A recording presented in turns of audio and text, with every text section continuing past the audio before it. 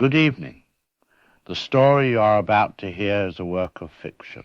Though I suspect the notion of humanity engineering its own replacement will strike some of you as less fictional than you'd prefer.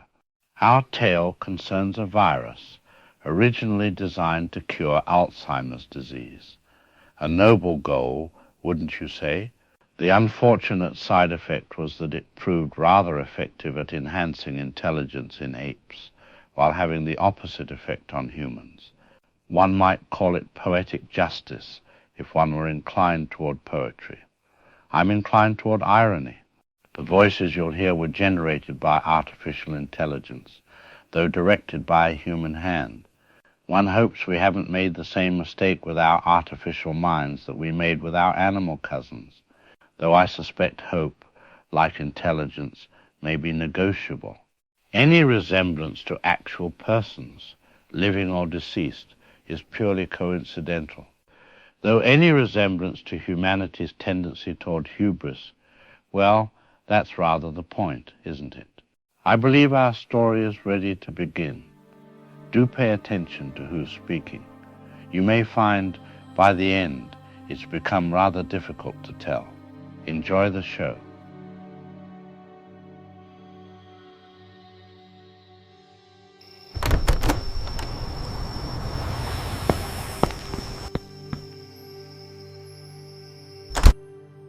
Good evening. I'm Will Underwood. This is Channel 7 News. It is a beautiful spring evening here in the Bay Area. Temperatures reach 72 degrees today, and forecasters are calling for clear skies through the weekend. In local business news, Gen-Sys Laboratories received FDA approval today for Phase 2 human trials of their breakthrough Alzheimer's treatment. The San Francisco biotech company has been working on the therapy for more than 5 years, and company officials say early primate trials showed remarkable results. The approval is expected to bring hundreds of new jobs to the Bay Area over the next 18 months. The Giants took on the Dodgers this afternoon at Oracle Park. Final score, Giants 4, Dodgers 2. Pitcher Matt Cain threw 7 strong innings, allowing just 3 hits. The team improves to 12-8 on the season. In science news tonight, NASA confirmed the successful launch of the Icarus spacecraft from Kennedy Space Center earlier this morning. The mission, crewed by 4 astronauts, is bound for Mars on a journey expected to take roughly 24 months. Mission controllers in Houston report all systems are performing normally, and the crew is expected to make their first live broadcast from deep space within the week. A proud moment for the American space program. In other news tonight, the Board of Supervisors voted 7-4 to approve the new affordable housing development in the Mission District. Construction is expected to begin next month, with the first units available by late next year. Traffic on the Golden Gate Bridge is moving smoothly this evening. No major delays reported on any of the Bay Area bridges or highways. The weather outlook remains excellent. Clear skies tonight with a low around 58 degrees. Sunny tomorrow with a high near 75. Perfect spring weather continues. That's the news for this Wednesday evening. For everyone here at the desk, I'm Will Underwood. Stay safe and have a good night.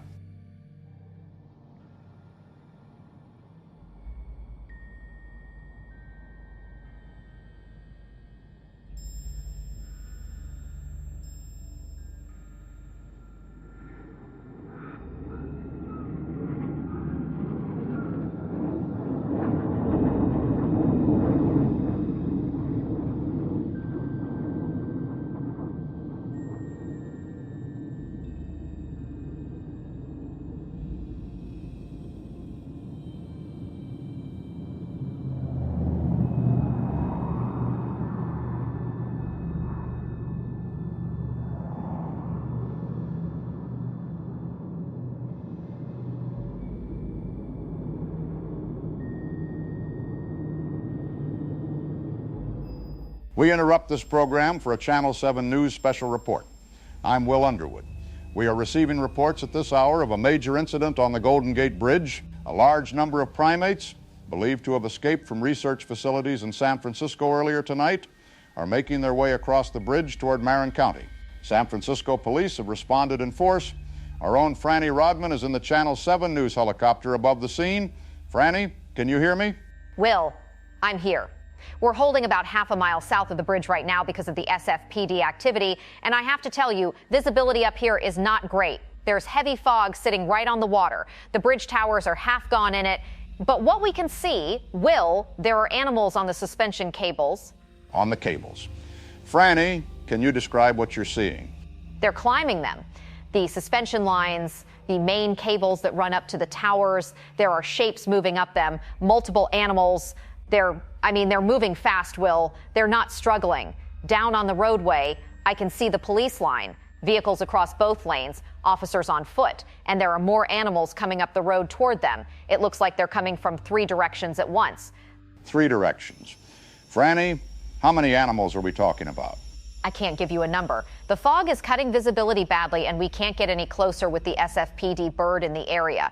Dozens at minimum, possibly more than 100. I can see chimpanzees on the roadway, and at least one very large animal could be a gorilla moving with the main group. The police line is, the line is breaking. The animals on the cables are coming down onto the bridge deck from above, and the officers they're pulling back. Law enforcement has lost the line on the bridge. Franny, what is the SFPD helicopter doing? The police helicopter was firing, Will. I could see the muzzle flash from here. It was making passes over the bridge deck, very low, shooting into the animals below. And then one of the large ones on the roadway, not on the cables, on the deck itself, it went up. As the helicopter came around low, it launched itself at the aircraft. I know how that sounds from up here in the fog. But the bird went sideways and came down hard on the deck, mid-span. It's sitting on the bridge right now. A police helicopter is down on the Golden Gate Bridge. Franny, is there any response from ground units? The officers aren't going toward it. They're still pulling back toward the toll plaza. The animals are through now. All of them. Will, the way they crossed, it wasn't one group. They came over the cars. They came under the rail on the outside edge. They came down off the cables. It was from everywhere at once, and there was nothing the police line could do. And the helicopter, it's gone off the bridge. The aircraft that was on the deck. I don't know if it slid or if something pushed it, but it's off the roadway. It's in the water. Franny, stand by.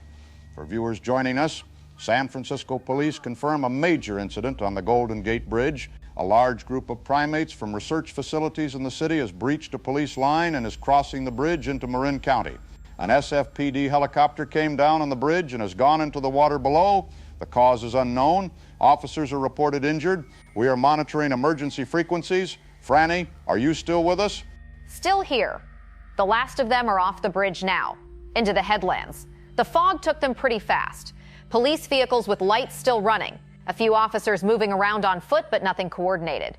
It's quiet now, which is somehow worse. The cameras on the nose are going to be dark in this fog, but the producer says we may have some footage from the crossing. I don't know what it's going to show. I genuinely don't know how to file this story. Franny, stay with it and stay safe. Viewers, a large group of primates has crossed the Golden Gate Bridge and moved into the Marin Headlands. A police helicopter is down. Officers are injured. Law enforcement is asking the public to avoid the bridge and all roads north into Marin County. What you are hearing is raw and incomplete, and we will continue to piece it together through the night. Channel 7 News. We will be right back.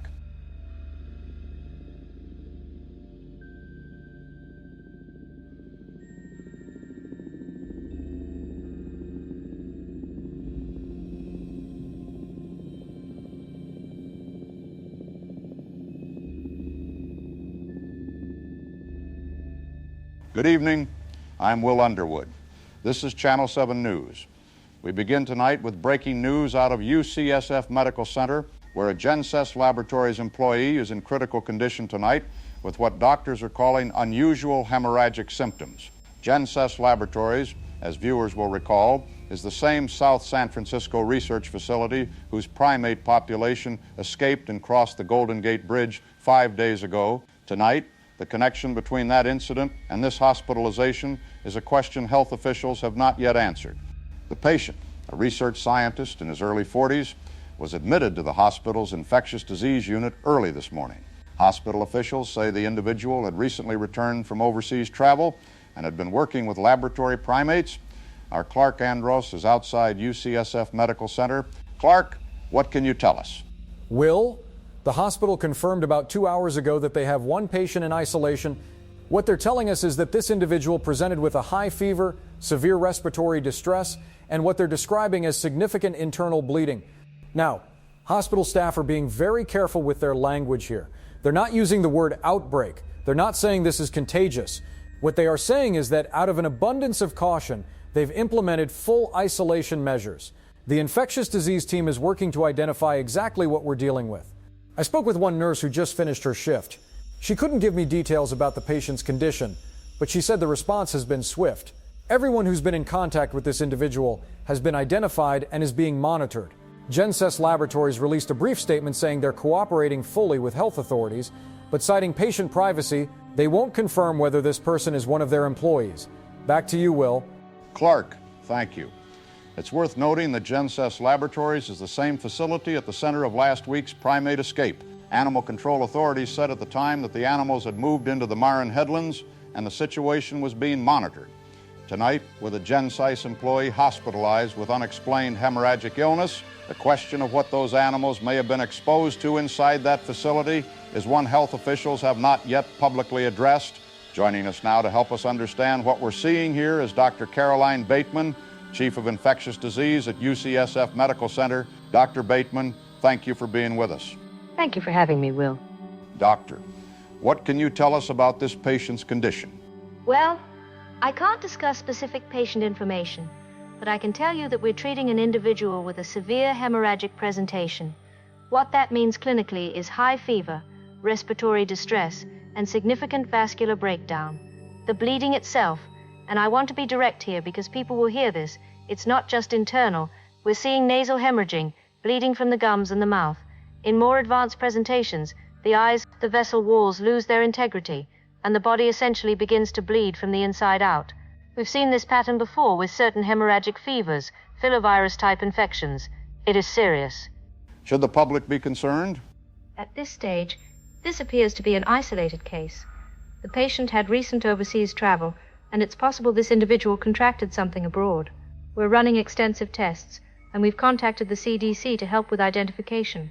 The important thing to understand is that our isolation measures are working exactly as they should. We've identified everyone who had contact with this patient, and they're being monitored.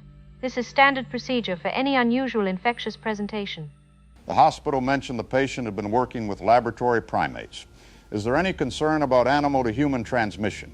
It's certainly something we're looking at. Zoonotic transmission, diseases jumping from animals to humans. It happens, but it's usually limited. Most of these pathogens don't spread efficiently between humans. They burn out quickly. We're being thorough. We're being cautious. But based on what we know right now, there's no indication this is something the general public needs to worry about. Doctor, I have to ask directly. The primates this patient was working with are the same animals that left that facility last week. The ones on the bridge, animal control has not located them. Is that population part of your investigation? It is. I can't say more than that right now, because we genuinely don't have answers yet. What I can tell you is that we've flagged the animal contact history as relevant, and the CDC team is treating it seriously. The difficulty is that you can't examine animals you haven't found. We know where this patient worked. We know what he was exposed to inside that facility. What happened after those animals left, where they've been, what they may have encountered out there, that's a gap in what we know. And I'd be lying if I said that gap doesn't concern me. Dr. Bateman, thank you for your time. Thank you, Will. UCSF officials say they will provide updates as more information becomes available. We'll continue to follow this story as it develops. For Channel 7 News, I'm Will Underwood. Good night.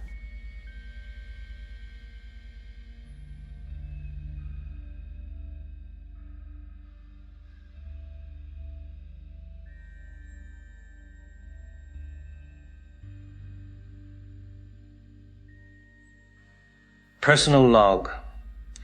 Dr. William Chaudhry, May 7th. It's been 3 days since Robert was admitted to UCSF. 3 days, and I still can't get the image out of my head. The way he looked when they took him out of Lab 7. We were so excited about the ALZ-113 trials. The cognitive improvements we saw in the chimpanzees. They were beyond anything we'd projected. Neural density increasing. Synaptic connections forming faster than we thought possible. Bright Eyes was remarkable. All of them were remarkable. Robert was in Lab 7 when the accident happened. The aerosolized delivery system malfunctioned, just for a few seconds. We thought the exposure was minimal. The viral load was so low. We ran tests. Everything came back negative. He seemed fine.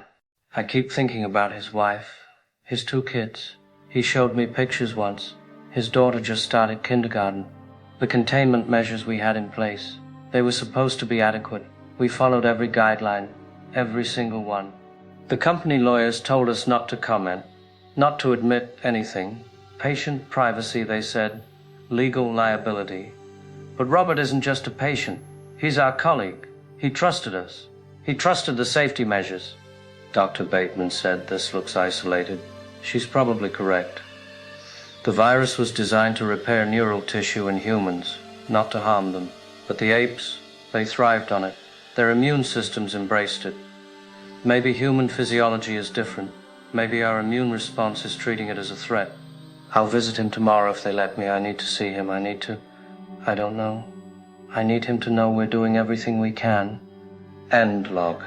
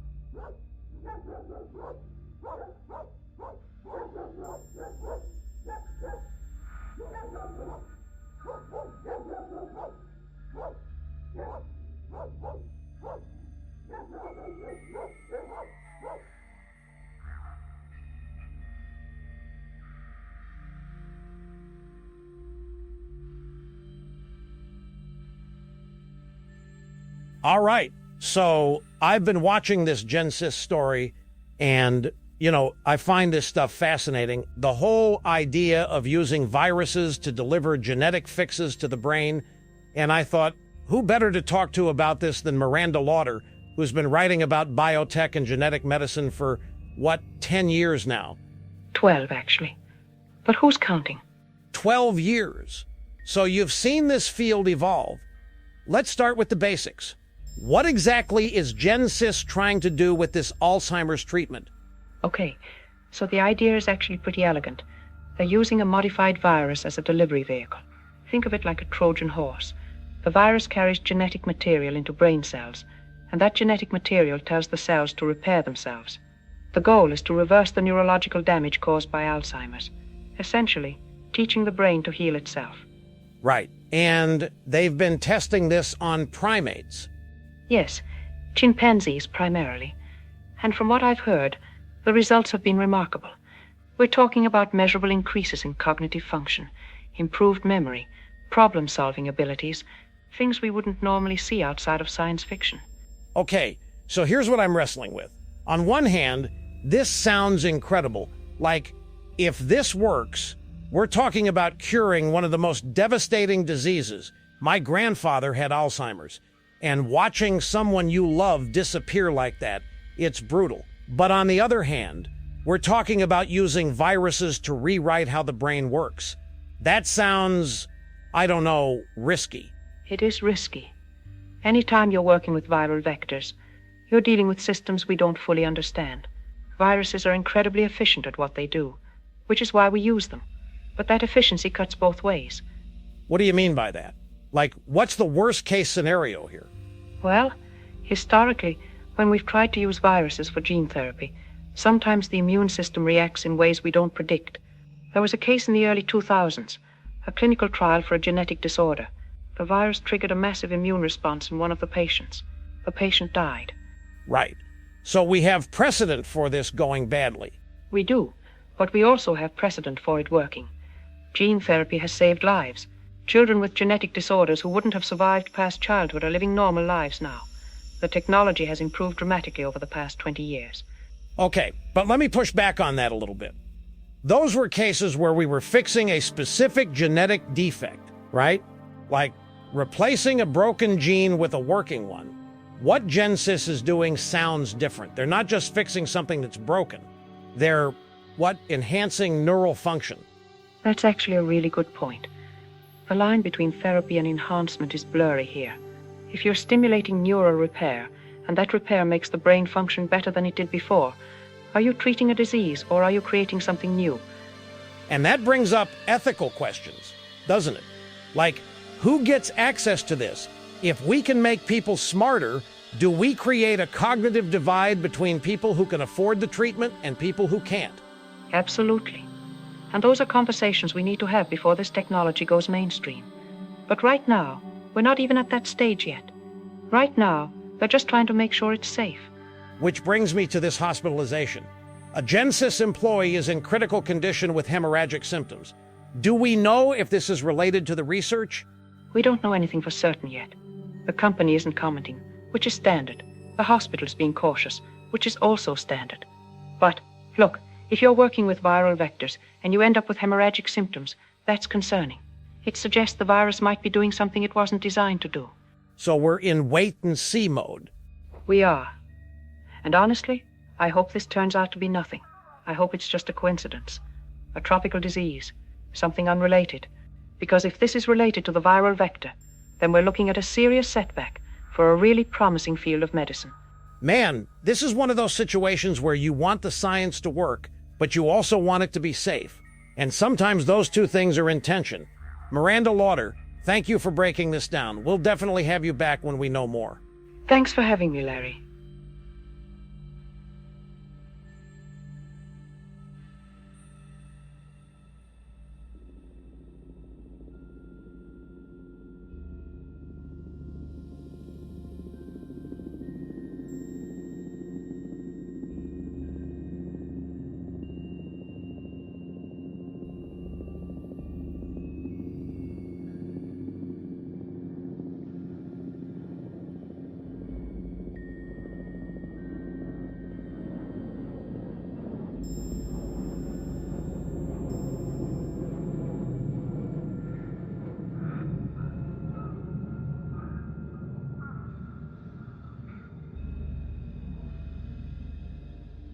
Good evening.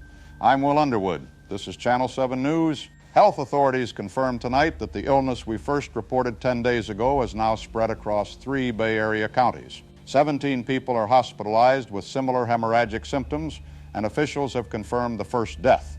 The CDC has deployed an emergency response team to San Francisco, and Gen-Sys Laboratories has been placed under quarantine by the California Department of Public Health. Gen-Sys, as viewers will recall, is also the facility whose entire research primate population escaped 10 days ago and crossed the Golden Gate Bridge. Those animals have not been located. Franny Rodman is outside the Gen-Sys facility in South San Francisco. Franny, what's the scene like there? Will, the entire facility behind me has been cordoned off. We're about 100 yards from the main entrance, and you can see hazmat-suited personnel moving in and out. The quarantine order came down this morning, and since then, no one has been allowed to leave or enter without clearance from health authorities. One thing that's hard to ignore standing here, Will, is how empty this facility feels. Before last week, this complex housed dozens of research primates as part of the Gen-Sys neurology program.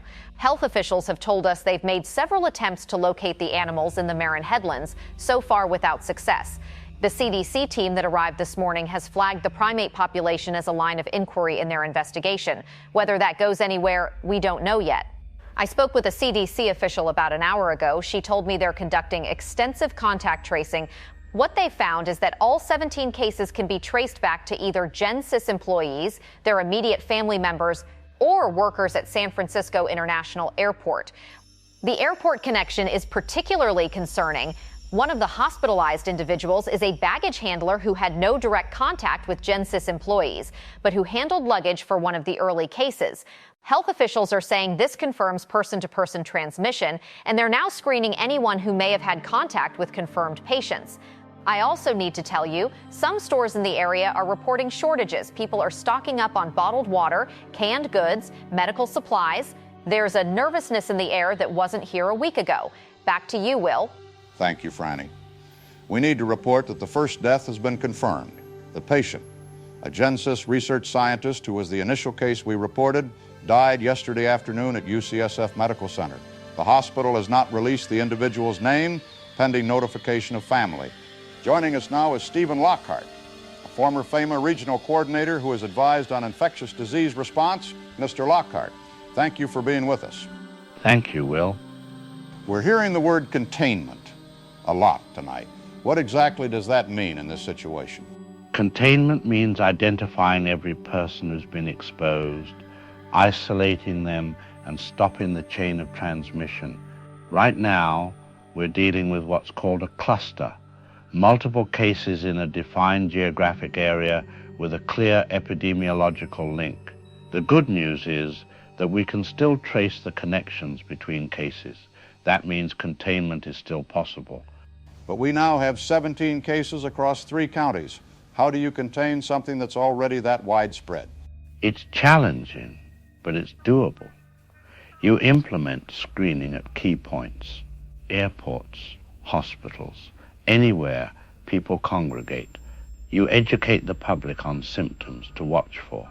You enforce isolation measures for confirmed cases and quarantine for contacts. The CDC has done this before. We've contained SARS. We've dealt with Ebola cases in the US. The infrastructure exists. What about the airport connection? If this illness can spread through casual contact and we have cases linked to the airport, how do we know it hasn't already spread beyond the Bay Area? We don't. Not yet. That's why the CDC is coordinating with health departments nationwide. They're looking for similar cases in other cities. The incubation period appears to be 48 to 72 hours, which means if someone was exposed at the airport last week, they could be showing symptoms now. We're in a critical window. One more variable I have to raise. The primates that escaped this facility 10 days ago are still unaccounted for. They're in the Marin Headlands somewhere. From a containment standpoint, what is being done about that population? It's being taken seriously. And I want to be careful here because there's a lot we don't know. California Department of Fish and Wildlife has been coordinating with federal animal health authorities. There have been discussions about establishing a formal perimeter around the Muir Woods area where the animals are believed to have settled. What I can tell you is that as of tonight, no such perimeter has been enacted. The honest reason is resources. Every agency in this region is stretched.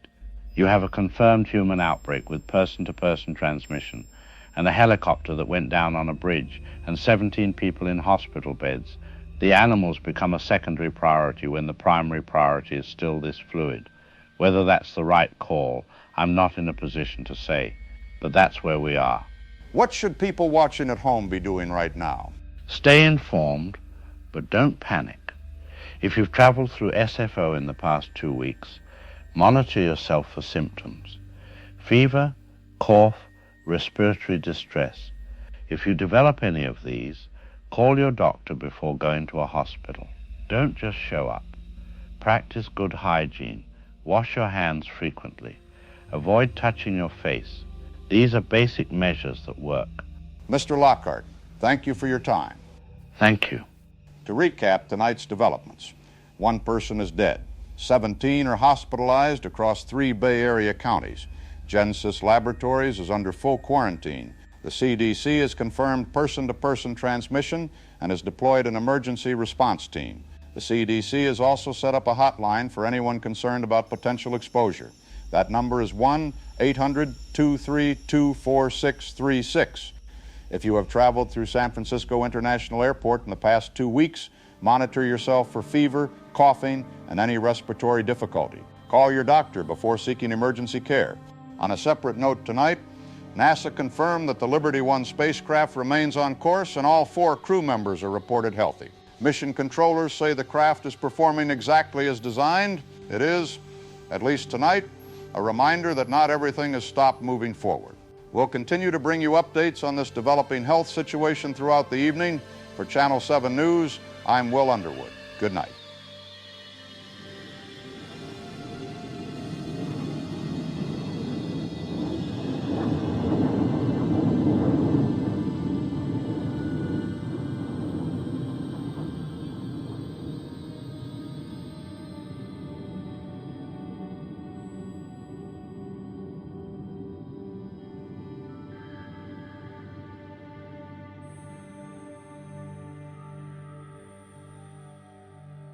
Personal log.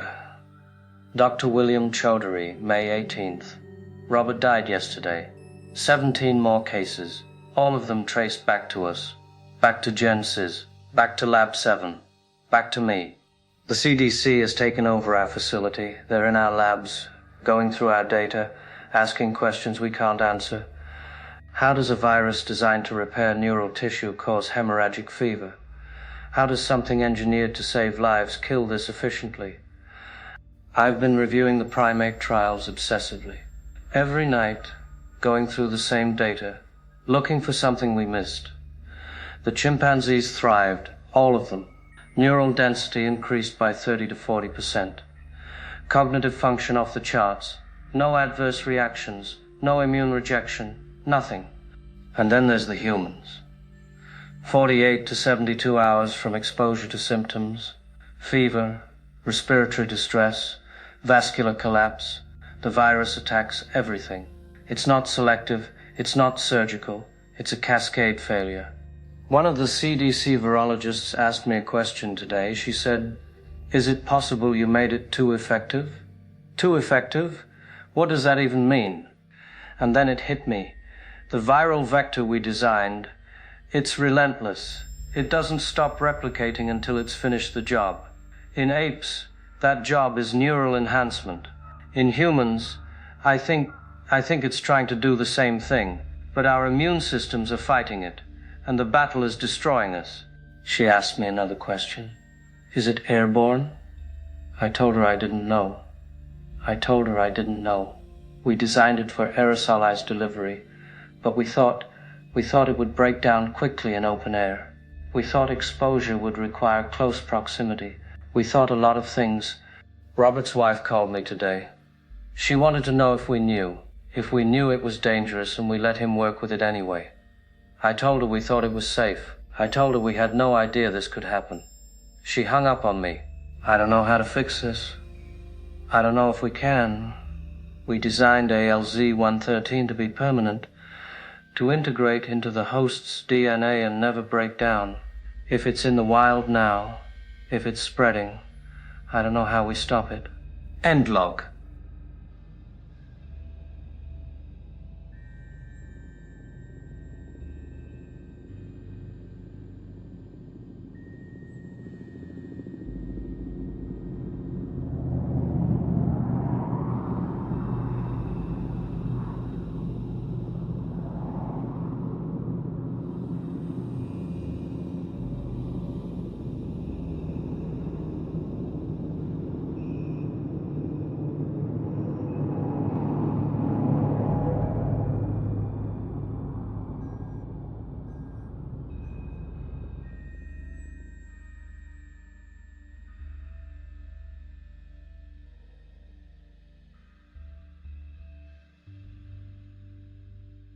Brothers and sisters, good evening. I want to open tonight with words from the Gospel of Matthew, chapter 6, verses 25 through 27.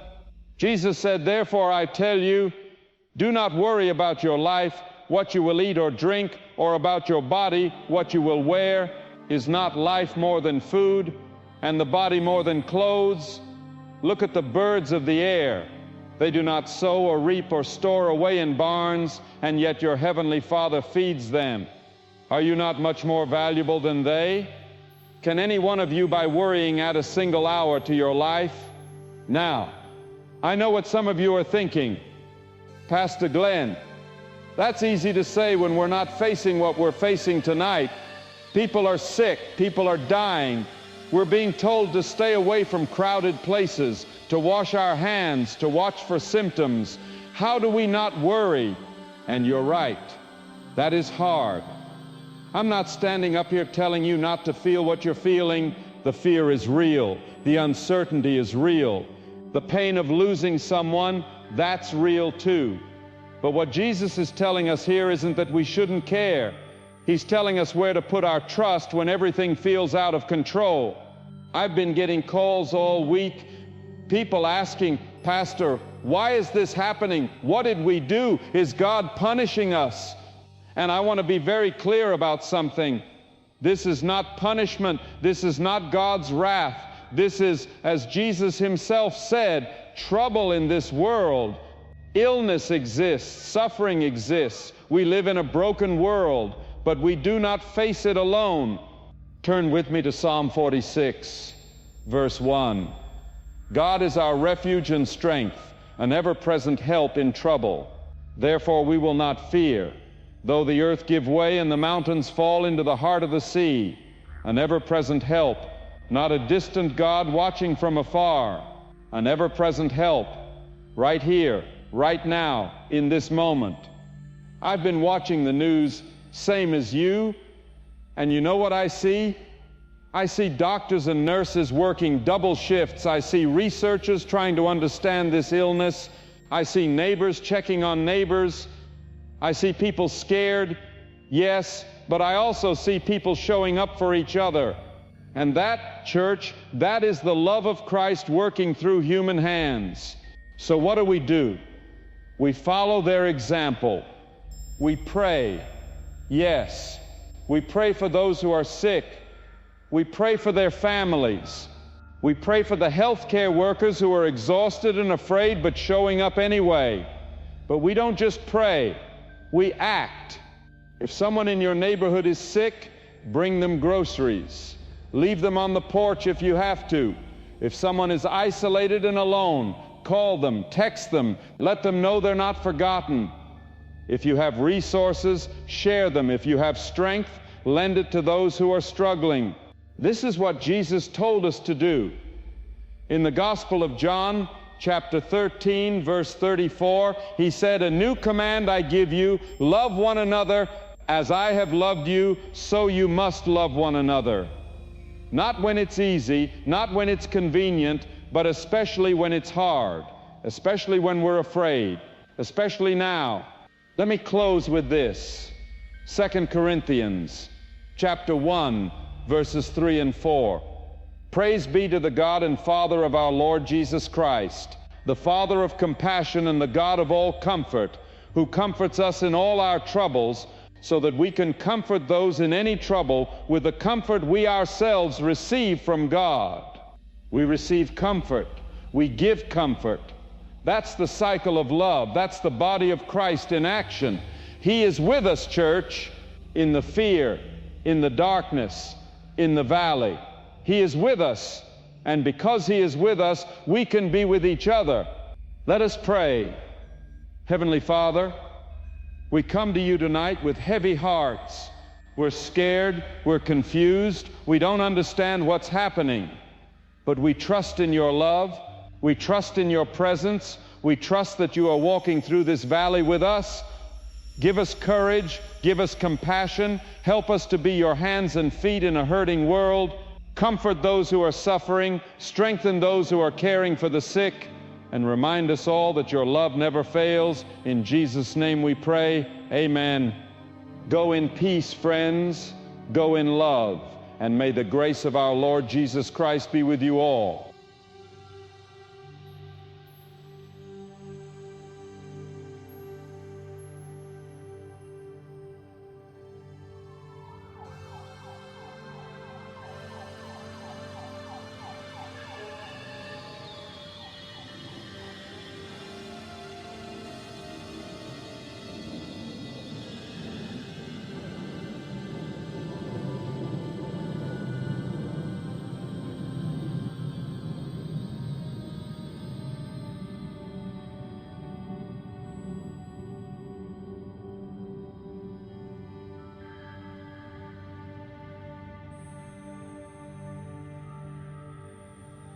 Good evening.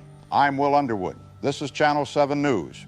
The illness that began here in San Francisco has now been confirmed in Los Angeles, Seattle, and Chicago. Tonight, health officials are acknowledging what many had feared. Containment has failed.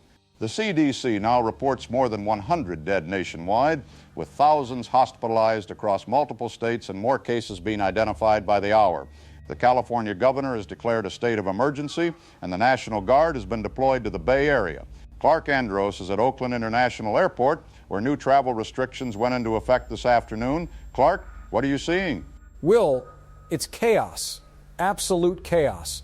Behind me, you can see lines stretching through the terminal. People trying to get out before the full travel ban takes effect at midnight. The TSA has set up screening stations, but they're overwhelmed. I've watched people wait 3-4 hours just to get through security. Flights are being canceled left and right. Airlines are refusing to fly into or out of the Bay Area. Some of them say it's the travel restrictions. Others are saying crew members are calling in sick, refusing to work flights that connect through San Francisco. I spoke to one pilot about 20 minutes ago, and he told me he has a family. He said, "I'm not taking that risk." The National Guard arrived this morning. I saw them setting up checkpoints on the highways leading out of the city. They're screening people, checking for symptoms. Anyone with a fever is being turned back, told to seek medical attention. But here's the thing, Will. The incubation period is 72 hours. You could be infected and have no symptoms, and those people are leaving. They're getting on planes, they're driving to other cities. The containment measures, they're too late. Clark, thank you. Stay safe out there. Joining us now to discuss the logistics of this response is Malcolm Redmond, a former Army colonel and Pentagon strategic advisor. Colonel Redmond, thank you for your time. Thank you, Will. The National Guard is on the ground now. What can they realistically accomplish at this stage?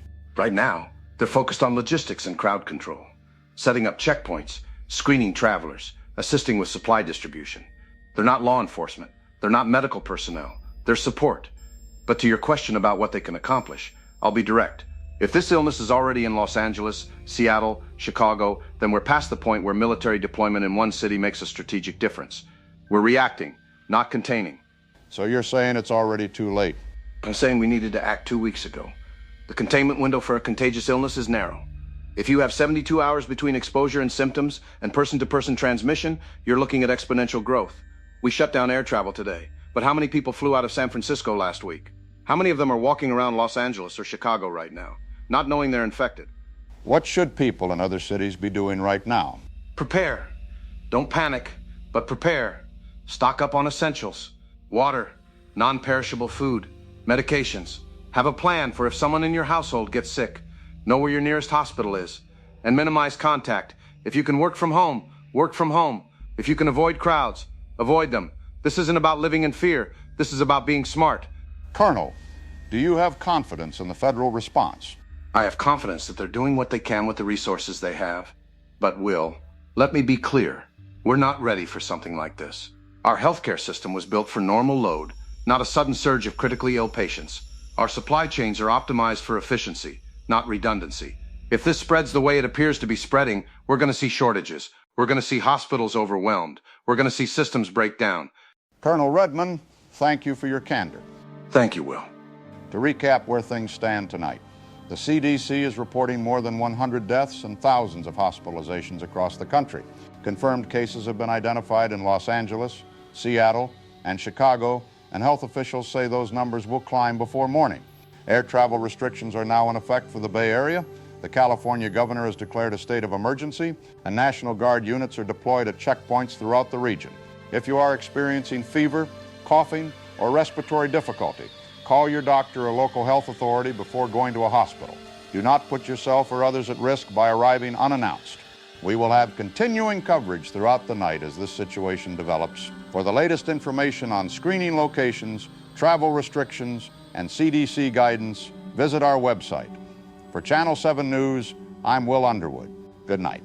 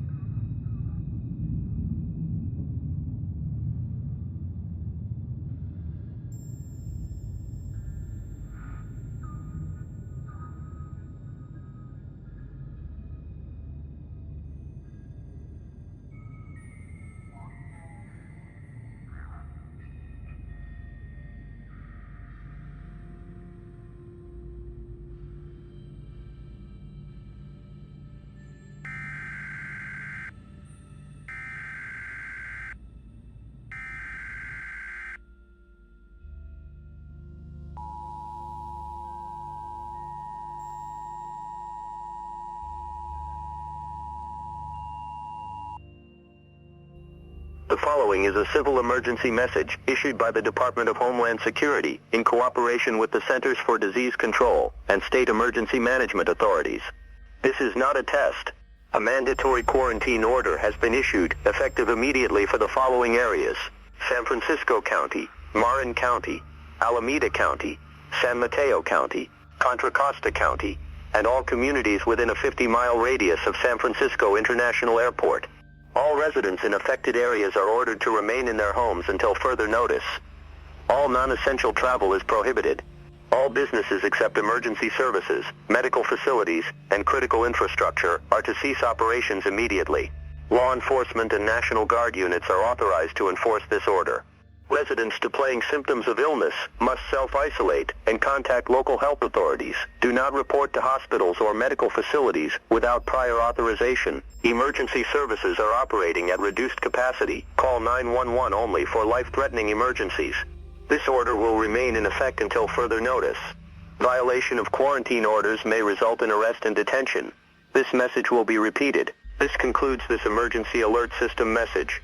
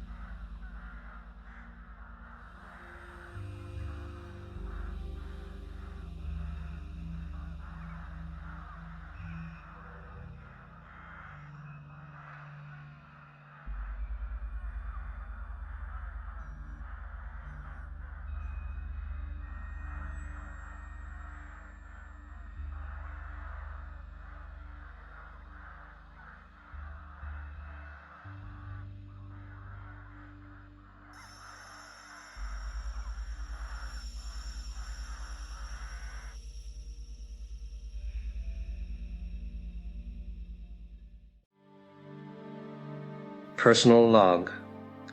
Dr. William Choudhury, May 26th, Los Angeles, Seattle, Chicago. It's in Chicago. The CDC shut down our lab completely. We're all in quarantine now. They took everything, all our samples, all our data, all the remaining ALZ-113. They're trying to understand it, trying to find a way to stop it, but I already know there is no stopping it. We engineered this virus to be permanent, to integrate into host cells and replicate indefinitely. In apes, that means permanent cognitive enhancement, generation after generation, getting smarter. In humans, it means a virus that doesn't die, a virus that keeps spreading, keeps killing. 100 dead, thousands hospitalized. That's the number they're reporting tonight. But that can't be accurate. If the incubation period is 72 hours, and we've had 3 weeks of unchecked transmission, the real number has to be higher, much higher. They just don't know it yet. My wife called today. She's in Boston with her sister. She asked if she should come home. I told her no. I told her to stay as far away from San Francisco as she can. She asked why. I couldn't tell her the truth. I couldn't tell her that her husband helped create the thing that's going to kill millions of people. There was a meeting this morning, the Gen-Sys executives, the legal team. They were talking about liability, about protecting the company's assets, about bankruptcy. I stood up and walked out. What's the point? There won't be a company, there won't be courts, there won't be anything. I keep thinking about the apes. We gave them the ability to think, to reason, to communicate. What are they thinking now? Can they understand what's happening? Do they know what we've done? End log.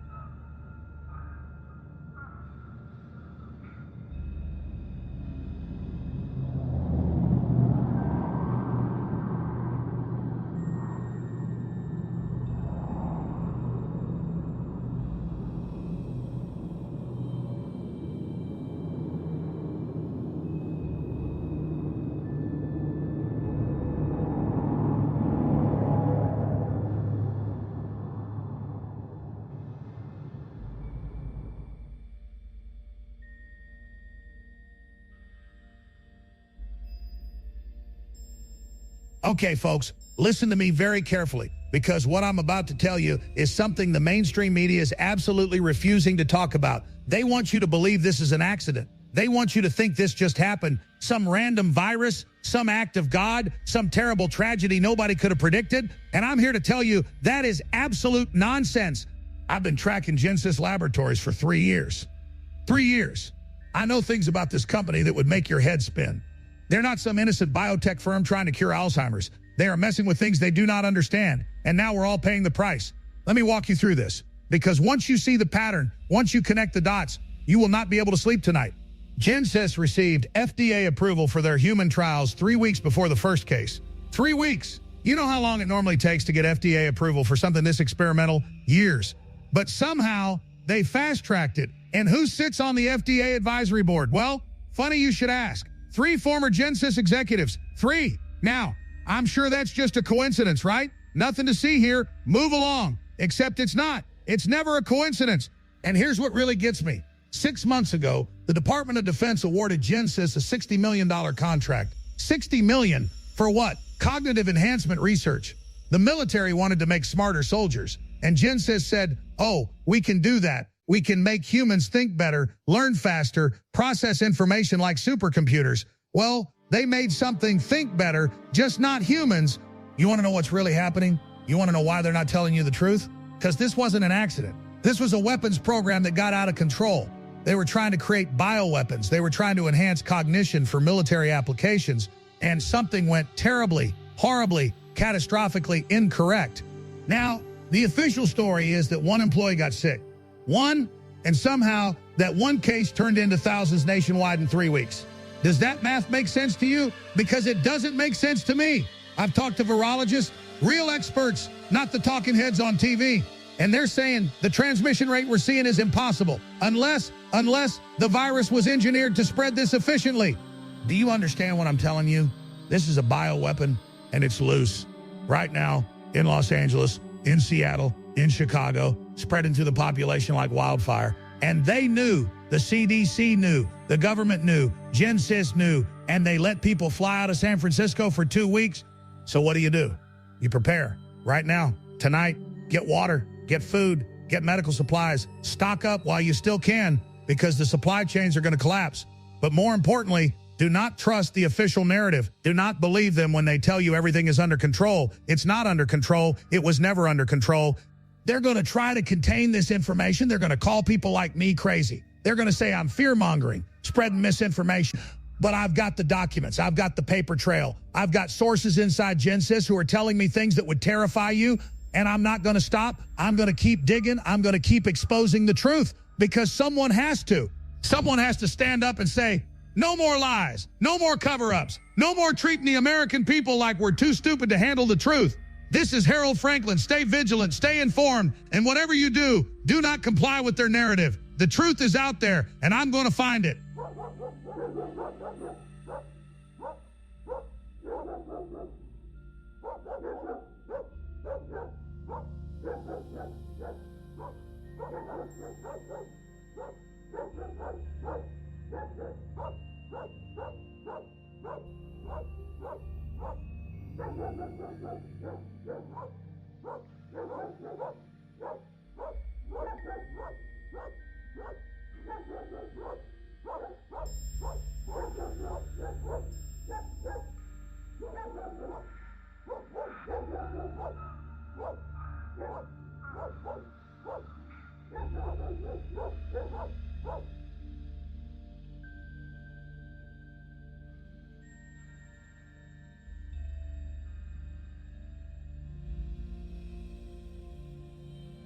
Good evening.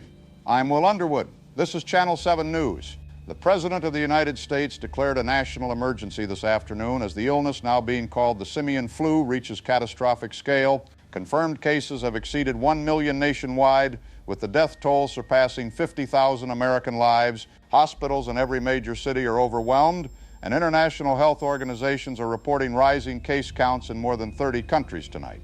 This is no longer a regional crisis. Franny Rodman is outside Highland Hospital in Oakland, where staff say they are treating hundreds of confirmed cases under emergency conditions.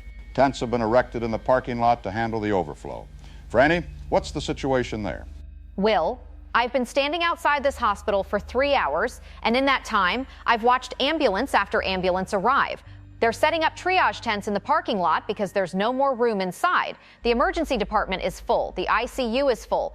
They're putting patients in hallways, in conference rooms, anywhere they can find space. I spoke with a nurse who just finished a 16-hour shift. She was crying, Will.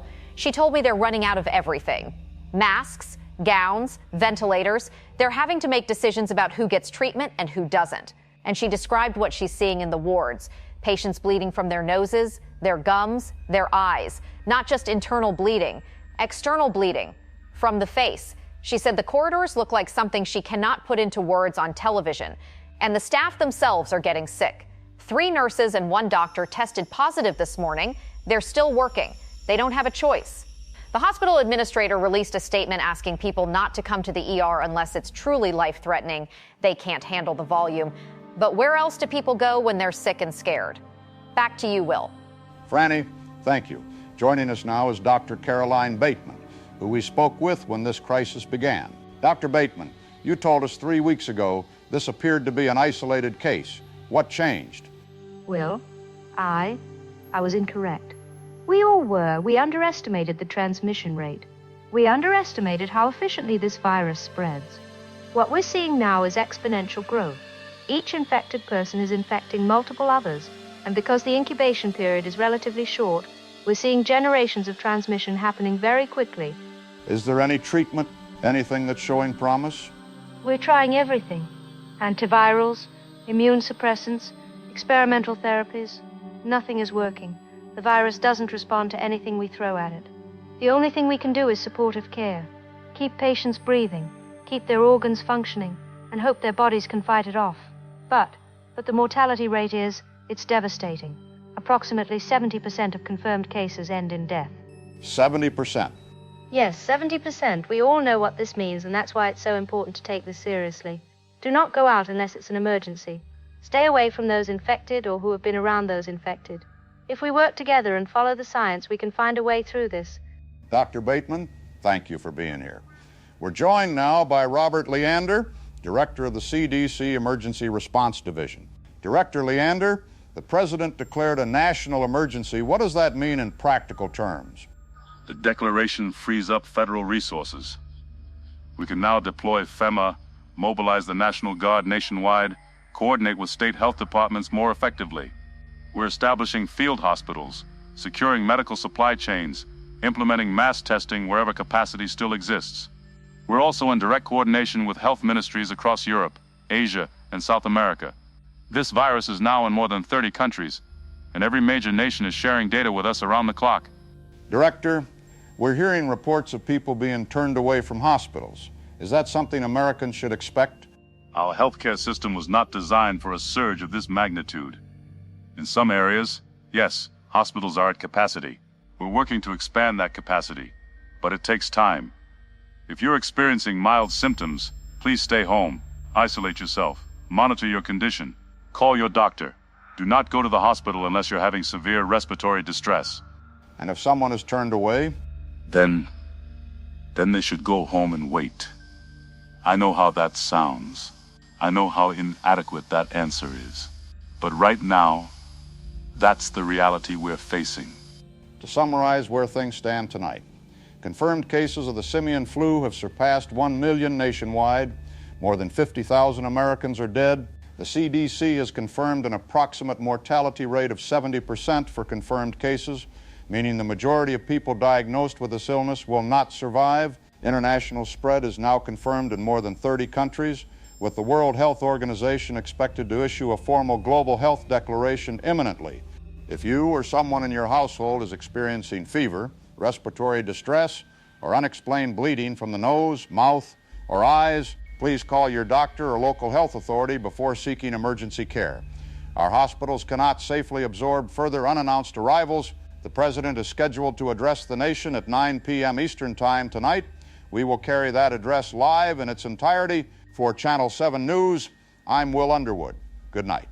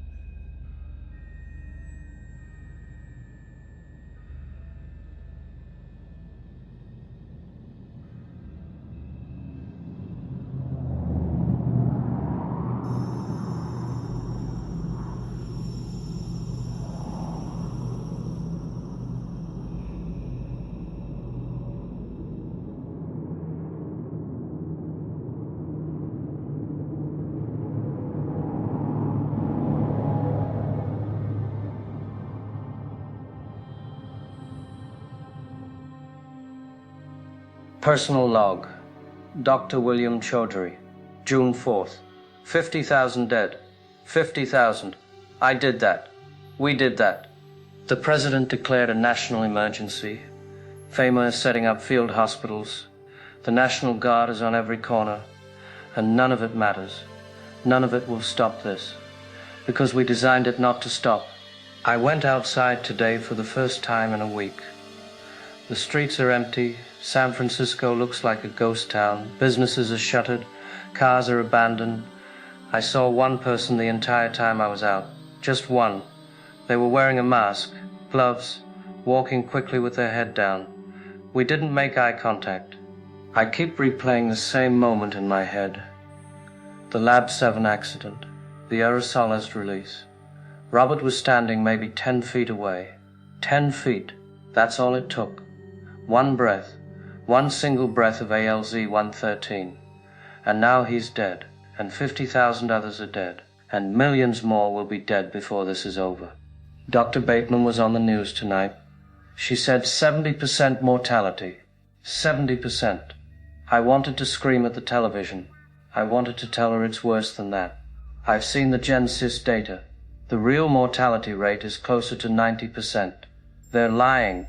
The CDC is lying. The government is lying. Not to cause panic, they say.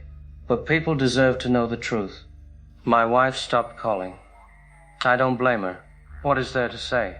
I'm sorry I helped create the thing that's going to kill you. I'm sorry I was arrogant enough to think we could rewrite human biology without consequences. There's talk of a vaccine, of a cure. It's fantasy. You can't vaccinate against something that rewrites your DNA. You can't cure something that was engineered to be permanent. We made it perfect. We made it unstoppable. And now humanity is going to pay for our perfection. End log.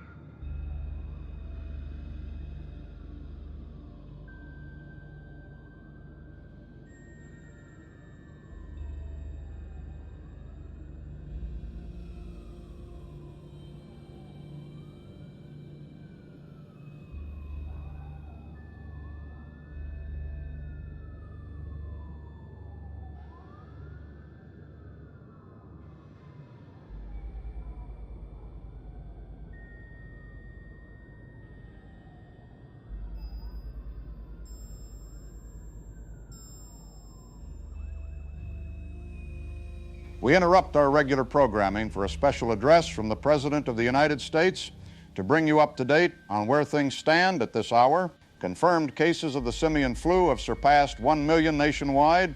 More than 50,000 Americans are dead. Hospitals in all 50 states are at or beyond capacity. Cases have now been confirmed in more than 30 countries, and international health organizations say that figure is rising by the hour.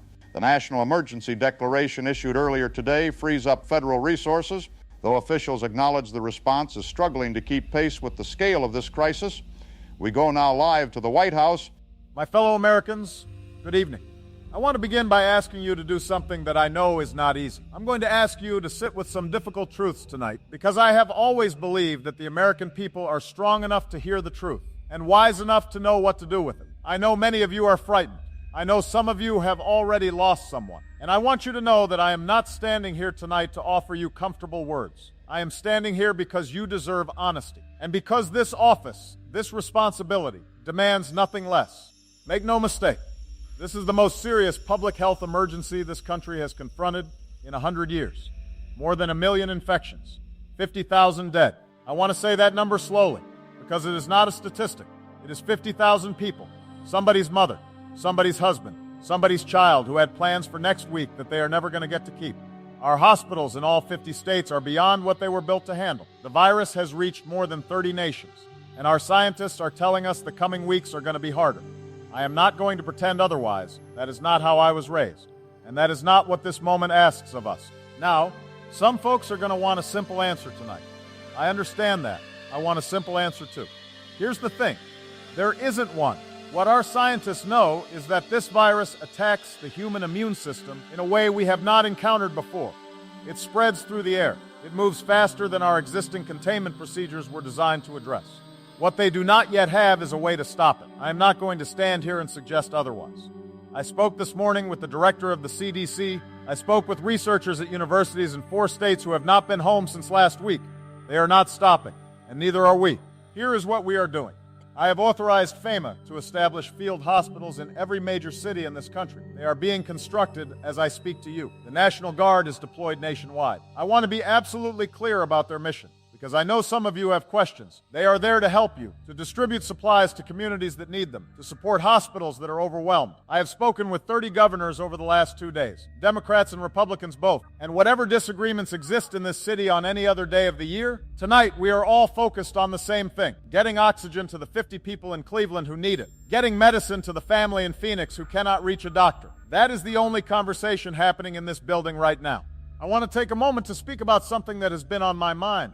Right now, above this planet, 4 American astronauts are asleep. They left in the spring. Their families stood on the lawn and waved. The whole country was proud. They went into hypersleep, not knowing any of this was coming. You know, it makes me think of Apollo 13. 3 astronauts in a damaged spacecraft, 200,000 miles from home, with the odds stacked badly against them. And the people on the ground, exhausted, running out of ideas and out of time, refused to quit on them. 4 days later, those astronauts came home. When the Icarus crew wakes up, they are going to find a country that went through something they cannot imagine, and they are going to find us still here. I am promising them that tonight, now I need some things from you. Stay home. I know that is hard. I know there are mortgages and groceries and parents who need looking after and children who need things you cannot give them right now. I know, but every time you choose to stay home, you are protecting someone who cannot protect themselves. Every time you call ahead before going to a hospital, you may be saving the life of the person behind you. I also need to ask you to be careful about where you are getting your information. And I say this plainly, not as a politician talking about the press. There are people right now, on screens and on loudspeakers, spreading ideas that will lead you away from help and toward harm. That is not who we are. Please, cdc.gov, your state health department, verified medical sources. That is where the truth is. Let me be clear about one more thing.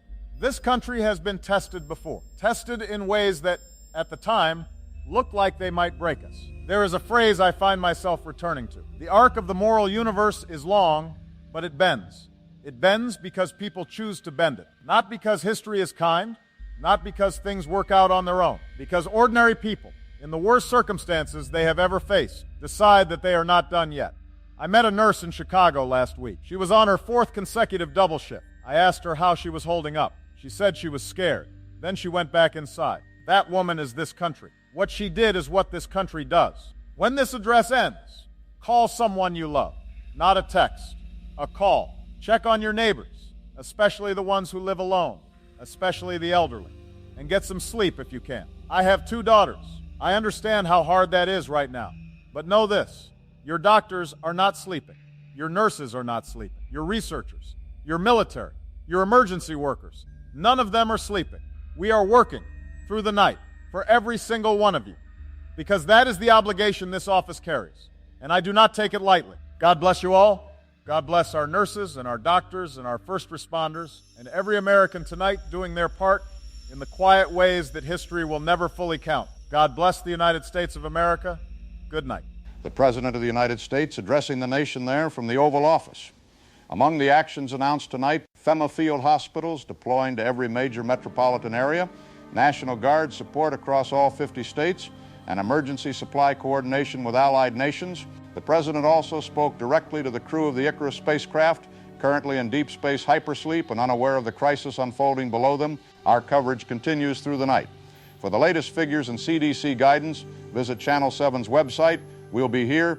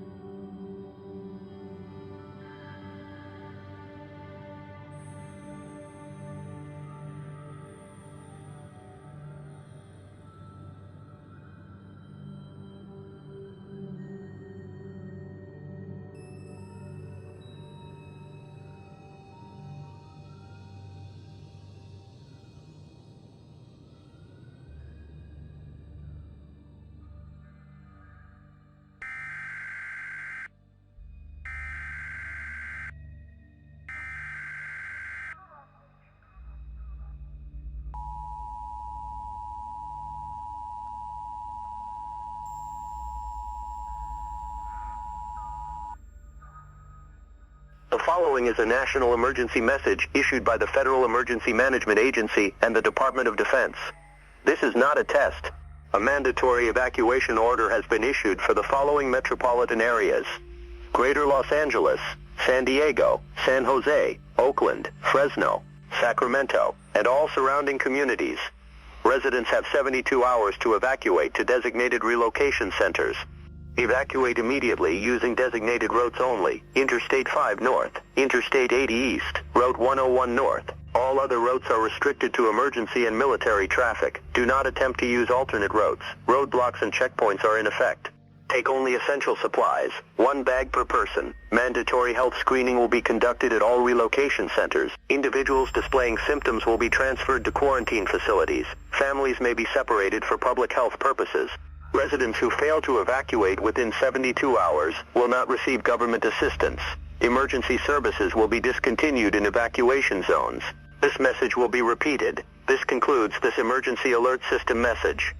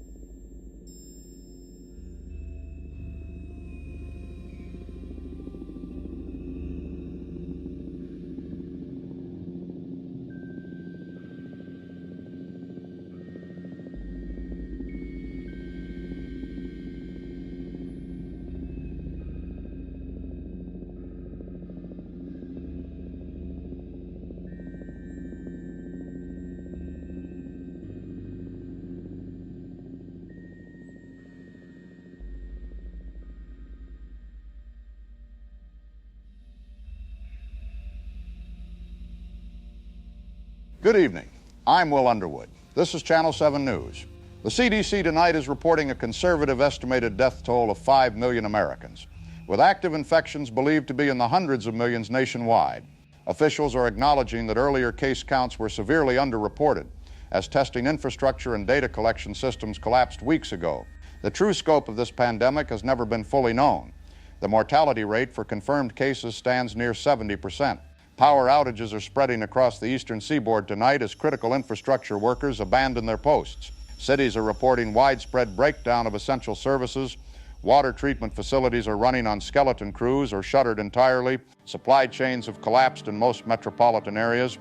Clark Andros is at Los Angeles International Airport, where the last commercial flight departed this morning. Clark? Will, LAX is a ghost town. Every gate is dark, every shop is shuttered. The only people here are National Guard troops maintaining a perimeter. The last flight out, a cargo plane bound for Honolulu, took off at 6 a.m. Since then, nothing. No arrivals, no departures. The entire U.S. aviation system has effectively shut down.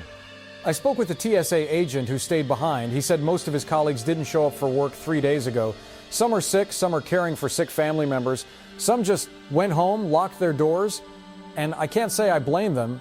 On my way here, I saw fires burning in downtown Los Angeles. Multiple fires, no fire trucks responding.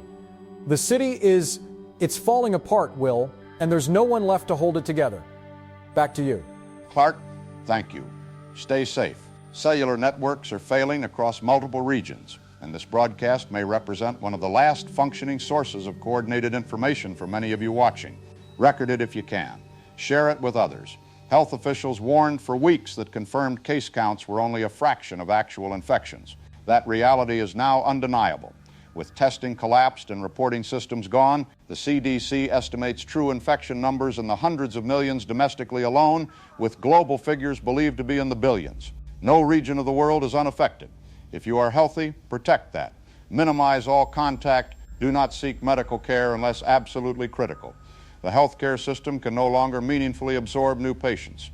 To those of you who are healthy, to those who have not yet been exposed, I urge you to find others like you. Form communities, share resources, look out for one another. The government can no longer guarantee your safety. The systems we relied on are failing. You will need to rely on each other. We want to be transparent with you about the state of this broadcast. Our technical staff has been reduced to 3 people. Our power is supplied by backup generators that will run out of fuel within days. To summarize where things stand as of this evening, conservative estimates put the American death toll at 5 million. The true figure is believed to be significantly higher. Hundreds of millions are currently infected across this country, with global figures in the billions. The infrastructure of modern civilization, power, water, food distribution, communications, is failing region by region. We will continue broadcasting as long as we are physically able to do so, because you deserve to know what is happening.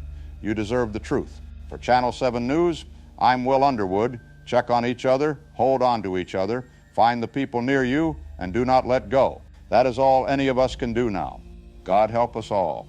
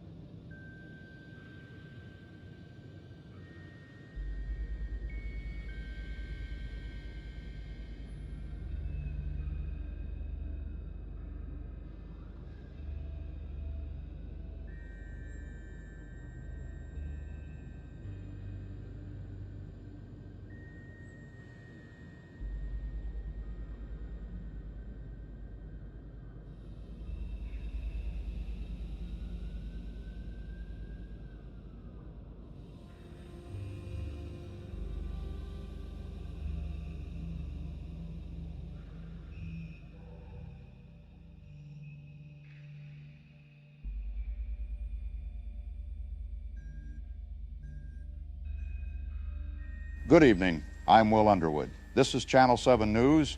Estimated American deaths from the Simian flu stand tonight at 50 million. Worldwide, that figure approaches 500 million. Officials stress these are conservative estimates and almost certainly far below the true toll. With hospitals collapsed, data collection gone, and the infrastructure for counting the dead no longer functioning, the real number may never be known. We are broadcasting tonight from backup generators. Franny Rodman is at one of the last functioning quarantine zones in Marin County. Franny, what are conditions like on the ground tonight? Will, I have to tell you what I saw on the drive here. The roads coming into Novato are lined with bodies, not 1 or 2. Cars pulled to the shoulder, doors hanging open, houses with front doors standing wide. Nobody is removing them. There is nobody left to do it. I've been doing this job for 16 years, and I don't have the words for what that road looked like. Here at the camp, it's a shopping center parking lot in Novato, maybe 2,000 people, tents, tarps, makeshift shelters, National Guard at the gates, fewer of them every day. Supplies are nearly gone, testing kits exhausted, water rationed to almost nothing. I watched a mother get separated from her daughter at the gate this afternoon. The daughter was symptomatic. They took her to an isolation area. The mother was still at the fence when I left. The thing that stayed with me the most, coming in from the highway, was the silence. No traffic, no sirens, no sound at all. Cities that used to never go quiet. Franny Rodman, Channel 7 News, Novato. Franny, thank you. Dr. Miranda Lauder from Stanford University joins us now. Dr. Lauder, we are hearing more and more reports of people who appear to be immune, people who have been exposed and have not gotten sick. What can you tell us about that? Well, yes. There does appear to be a small percentage of the population with some natural resistance to this virus. They are not getting sick. They feel completely healthy. And here is where it becomes critically important to get this message out. Many of them are going to their families, going to their neighbors, trying to help the people they love. And they may be killing those very people. A carrier can transmit this virus without showing a single symptom. If you believe you are immune, I need you to hear this clearly. Stay away from other people. The ones near you who have not yet been exposed, the ones who are still healthy, maybe among the last. You could be the most dangerous person in a room without knowing it. And separately, those survivors are carrying a kind of grief that has no name, watching everyone around you die while you remain healthy. I have no framework for what that does to a person. I don't think anyone does. Dr. Lauder, what about the bodies accumulating in streets, in homes? What does that do to the people who are still alive? It is the oldest human need. Across every culture, across all of recorded history, we have found ways to honor the dead. When that becomes impossible, when you walk past your neighbor's house knowing they are still inside and nothing can be done, something breaks in the living. I don't have a framework for it. I'm not sure one exists. Thank you, Dr. Lauder. Colonel Malcolm Redmond, former Pentagon strategic advisor, joins us now. Colonel, we are hearing that military operations are now unable to address what is happening in the streets. Can you speak to that? Will, the military is not in a position to address much of anything anymore. Communication between bases is gone. Units have gone dark. Soldiers have left to find their families. I don't fault them for that. A soldier is a person first. But the result is that the operations you would need, sanitation, body removal, water treatment, none of that is happening in any coordinated way anywhere in this country. The contamination risk from the bodies is severe. We are seeing water supply problems in multiple cities now, almost certainly connected to the buildup of remains near water sources. You run out of people faster than you run out of consequences. And I want to reinforce what Dr. Lauder said. If you are immune, stay in place, stay away from people. You may be among the few left to start over, and you cannot do that if you expose everyone near you trying to help. Colonel Redmond, Dr. Lauder, thank you both. To summarize where things stand tonight, estimated American deaths from the Simian flu have reached 50 million. Worldwide, roughly 500 million are believed dead, with officials acknowledging the true figure is almost certainly higher, as the collapse of hospitals and record-keeping has made any accurate count impossible. Bodies remain in streets, in homes, and on highways across every major city, with no infrastructure remaining to address them. If you believe yourself immune, please stay isolated. Do not approach others. You may be carrying this virus without any sign of illness. If you are experiencing fever, cough, or bleeding from the nose or eyes, do not seek out contact with others. Protect the people near you by staying away. We will continue broadcasting as long as our generators hold. For Channel 7 News, I'm Will Underwood. Good night.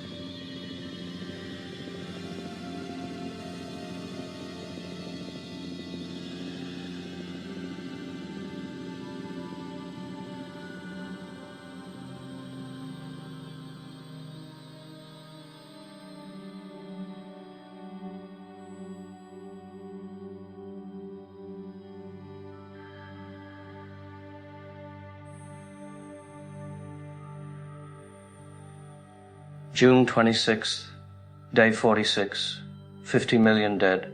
Though I suppose counting days doesn't matter much anymore. The power went out in my building 3 hours ago. I'm watching the city go dark, section by section, like dominoes falling. First Oakland, then Berkeley. Now parts of San Francisco are just black. No street lights, no buildings lit, just darkness spreading like ink in water. The lab is abandoned.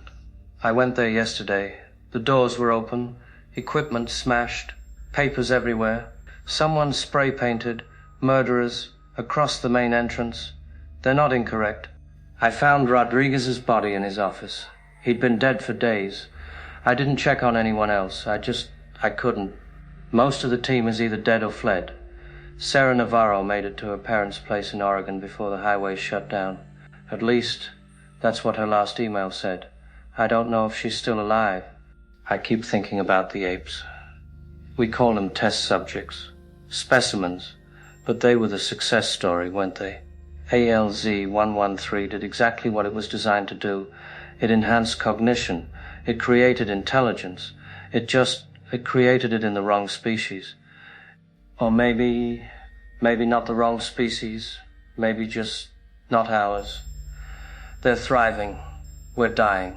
From a purely evolutionary perspective, they're better adapted to this world now, a world where ALZ-113 exists. My fever started this morning. Just low grade, 99.6. But I know what that means. I've seen the progression enough times. First the fever, then the cough, then the blood.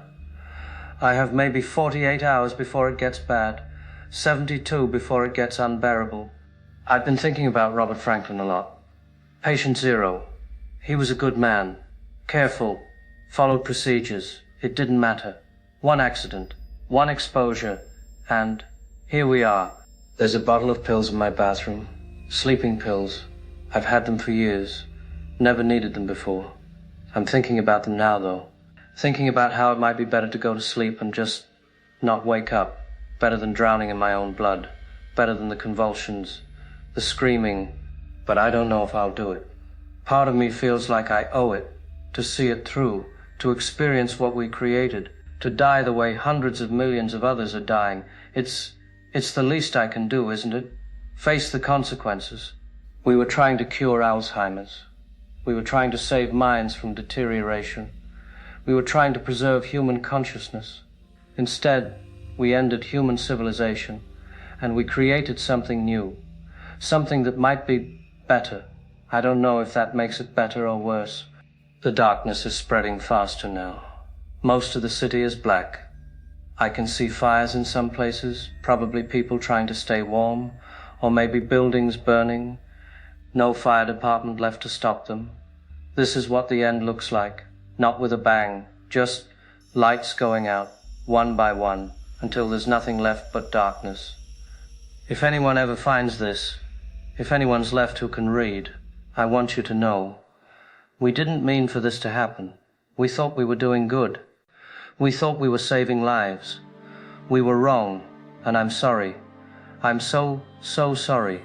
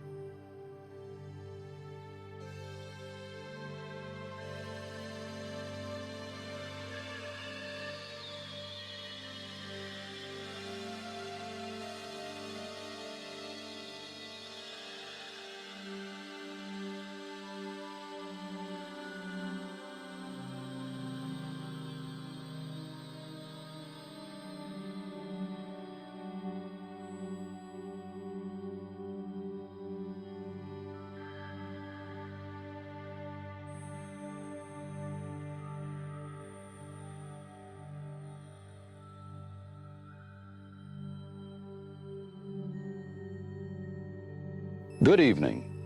I'm Will Underwood. I have to be honest with you. I'm not well. I've been at this desk for most of the last 3 days, and I'm running a fever. But the generators are still running. So here we are. It has been 60 days since we first reported on a hospitalized worker at a Gen-Sys research facility. 60 days. The latest figures, we have put the American death toll above 100 million. Globally, no one is tracking that number anymore. The systems that kept count are gone. Clark Andros is outside Sacramento. Clark, what are you seeing out there? Will, I'm on the edge of the city. I'm going to have trouble describing this, so bear with me. The highway coming in is not passable. Vehicles stopped in every lane. People who didn't make it out of their cars. I've been to conflict zones. I've covered mass casualty events. Nothing prepared me for this. Nothing. The city itself, what I can see of it from here, is dark. Fires in a few places, no response to them. The one thing I'll add, because it's been reported from multiple cities now, is that there are apes moving through the streets, not scattered, in groups, moving with what I can only describe as coordination. I don't know what that means. I don't know who to ask, but it's there. I've been a reporter for 22 years. I don't have the right words for what I'm looking at. Clark Andros, Channel 7 News, Sacramento. Clark, thank you. Please stay safe out there. Stephen Lockhart, our emergency management specialist, joins us now. Stephen, is there any organized response left anywhere in this country? Will, no. The federal government has been silent for more than a week. FEMA, the CDC, the Emergency Broadcast Network, all of it has gone dark. What I'm hearing from the last contacts I have around the country is the same everywhere.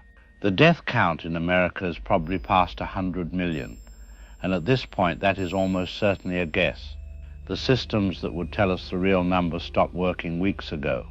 The thing that comes up in every report, Will, every single one, is the bodies. Streets, houses, office buildings, cars on the highway. Nobody is moving them. Nobody can.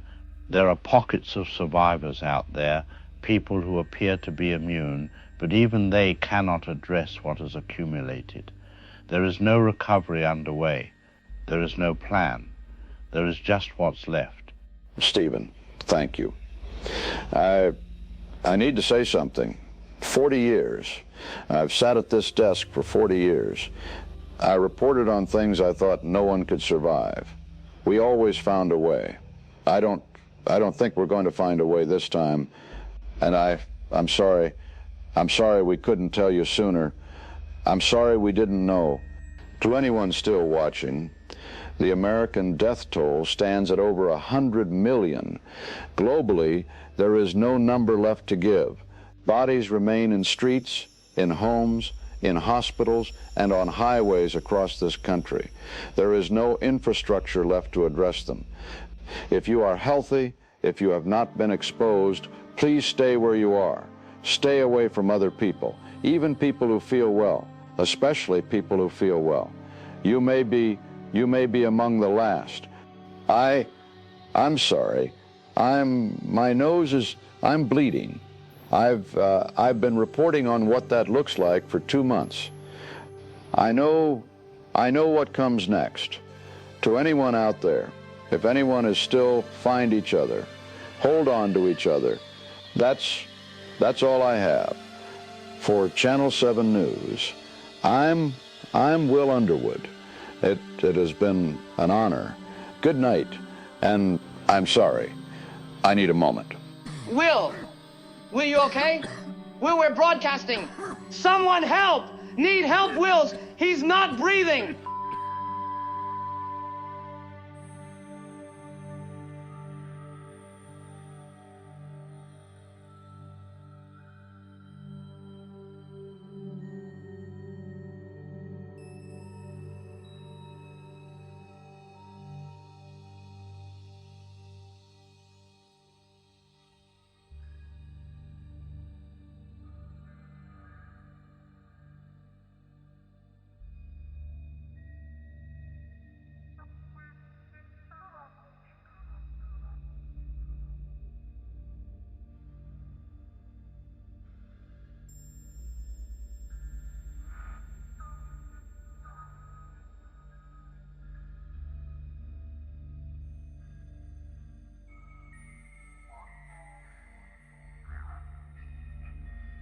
July 3rd, I think. Hard to remember. Blood. So much blood. Can't stop coughing. Every breath is broken glass. Recorder almost dead. Battery light blinking. Just like me. Didn't take the pills. Couldn't. Needed to see it through. To feel what they felt. Robert. All of them. This is what we made. Saw the news. Will Underwood, watched him die, on camera, fitting. We all die on camera now. The whole species dying, while the apes watch. There's one outside my window. Chimp. Been there for hours. Just sitting, watching.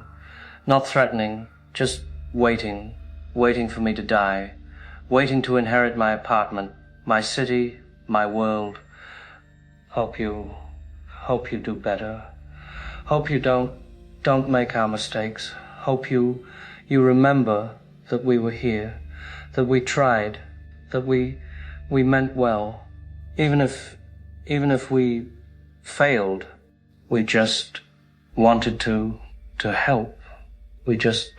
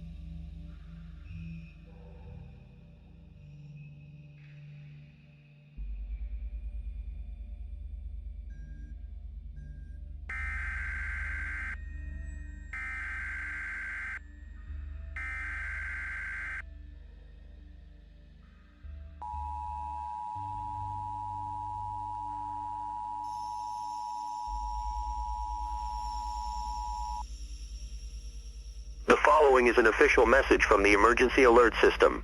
This is not a test. Federal emergency services are suspended in all regions, effective immediately. The Federal Emergency Management Agency, the Centers for Disease Control, and the Department of Homeland Security are no longer operational. State and local governments are advised to implement independent emergency response measures. All federal relocation centers, quarantine facilities, and emergency shelters are closed. No further government assistance will be provided. Residents are advised to seek shelter with family, friends, or local community organizations. Law enforcement and military units are operating independently. Federal coordination has ceased. Citizens are responsible for their own safety and security. Use caution when interacting with unknown individuals or groups. This broadcast system will continue to operate on automated protocols until power supplies are exhausted. No further updates will be issued. This concludes this emergency alert system message.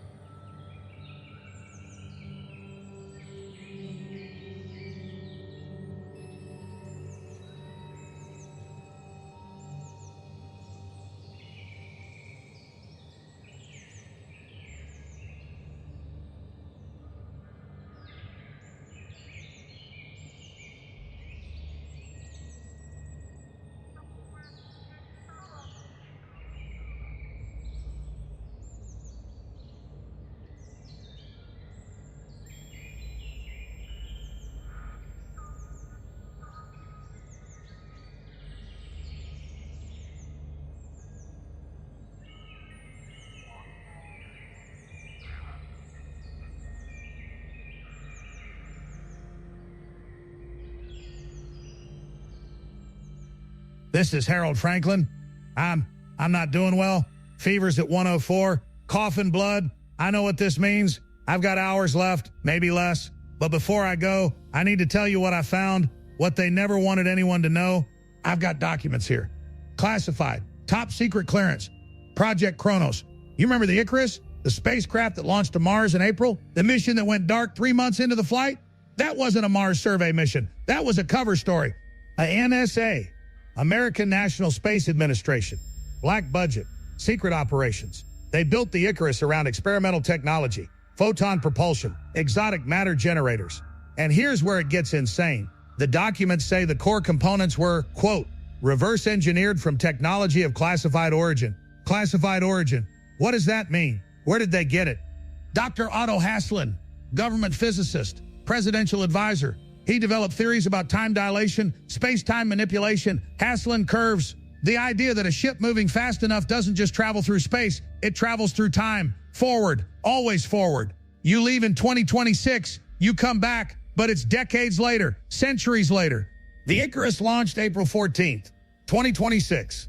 3 months later, July, Gen-Sys reports their first fatality. Robert Franklin, lab accident. ALZ-113 gets out. Same month the Icarus goes dark. Same month communications cease. You think that's coincidence? I found the mission manifest. Colonel George Taylor, Lieutenant Marianne Stewart, Lieutenant John Landon, Lieutenant Thomas Dodge, 4 astronauts. Mars orbit in 4 months. Then they activate Project Chronos, the space-time fold experiment. If it works, they jump across the cosmos. If it doesn't, they're torn apart. But here's what the classified memos say. They expected temporal distortion. They knew the crew might experience time differently than Earth. 4 months for them, years for us, decades, centuries. They sent those people on a one-way trip, knowing they'd never come back to the world they left. Why? Why build this? Why now? I'll tell you why. They knew. ANSA had the Gen-Sys reports. They saw the infection models. They knew ALZ-113 was unstable. They knew if it got out, if it went global, humanity was finished. Project Chronos wasn't about exploration. It was about escape. A lifeboat. Send a crew through time. Let them skip past the collapse. Maybe they land in a future where humanity rebuilt. Maybe they land in a future where something else took over. The apes. You're seeing them out there. Building, learning, evolving. The virus gave them intelligence. Gave them what we're losing. What if ANSA knew this would happen? What if they'd seen it before? What if that technology of classified origin, what if it came from the future? I know how that sounds. I know. but I've got the documents. I've got the equations. Hasselin's theories about time loops, about causality. What if the Icarus already came back? What if they brought something with them? Technology, knowledge, a warning. I'm coughing up blood, can barely breathe, but I need you to understand, the Icarus crew is out there somewhere, somewhen. Maybe they're approaching Earth right now, in a future where we're all gone, where the apes rule. Maybe they'll see what we became, what we did to ourselves. 20 years I spent screaming about conspiracies, about cover-ups, and the biggest one, the one that explains everything, is that time isn't linear. It's a loop, a circle. What's happening? What will happen? All connected. To whoever finds this, to the apes, because you're the ones who will inherit this. When the Icarus comes back, when those astronauts land in your world, remember they left trying to save us. Remember we built that ship. Remember we used to reach for the stars. Generators dying, I'm dying, everything's going dark. The Icarus is still out there, still flying. Maybe Taylor and his crew will find a better world. Maybe they'll find answers. This is Harold Franklin. Final broadcast. The truth was stranger than any conspiracy. Time, space, the Icarus, we never controlled it.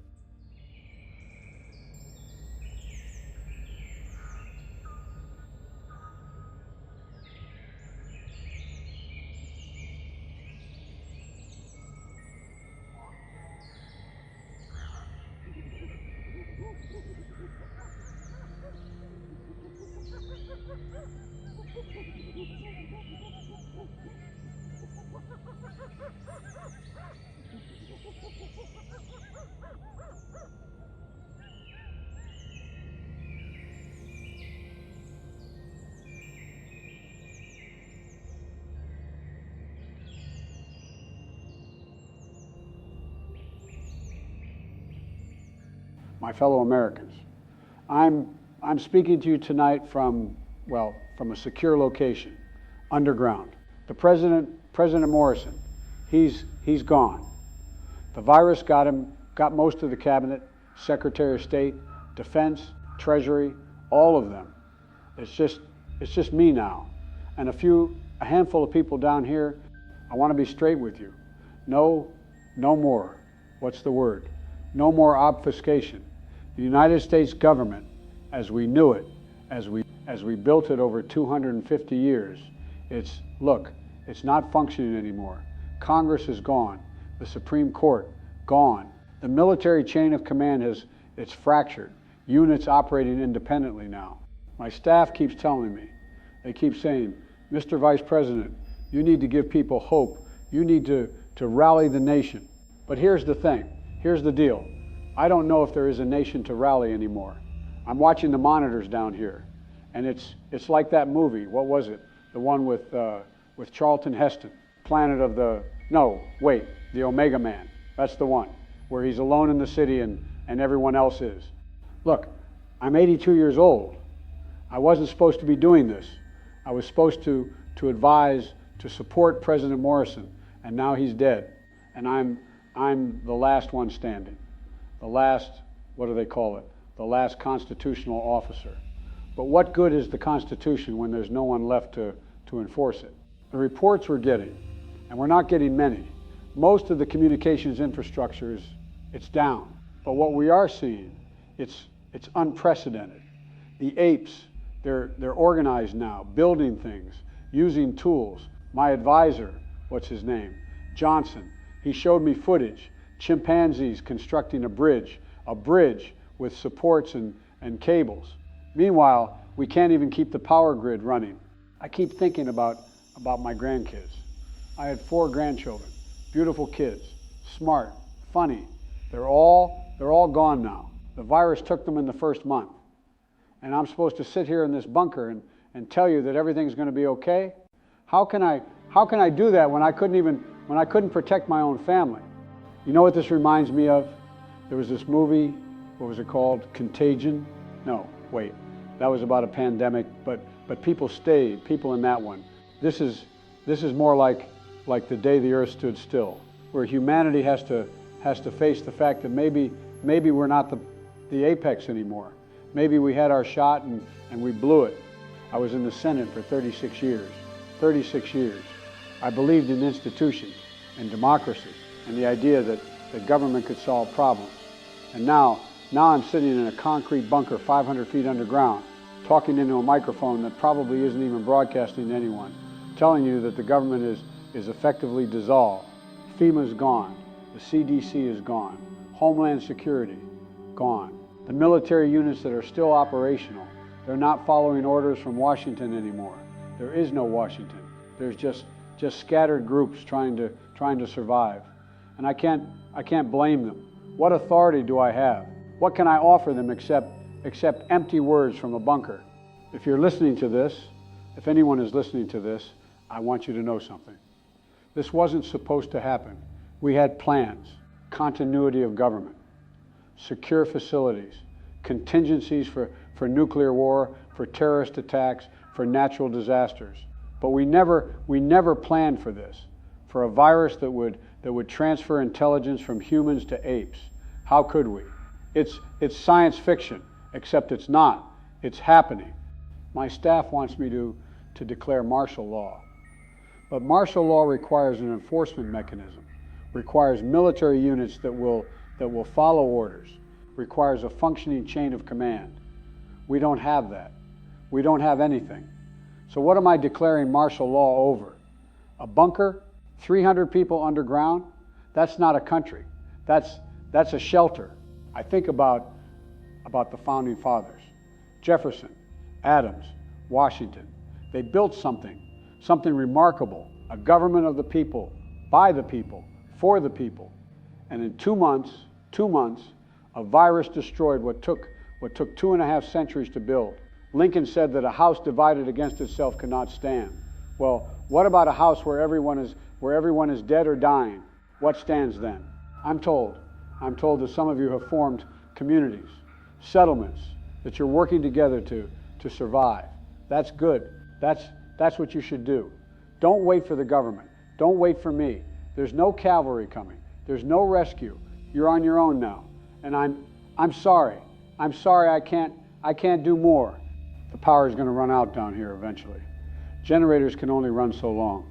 When that happens, when the lights go out, this will be the last official transmission from the United States government. 250 years from the Declaration of Independence to this, a confused old man in a bunker, admitting defeat to whoever might be listening. God bless you. God bless what's left of America. And may God forgive us for what we did, for the hubris that brought us to this. This is Vice President Richard Hayes signing off. Good luck. You're going to need it.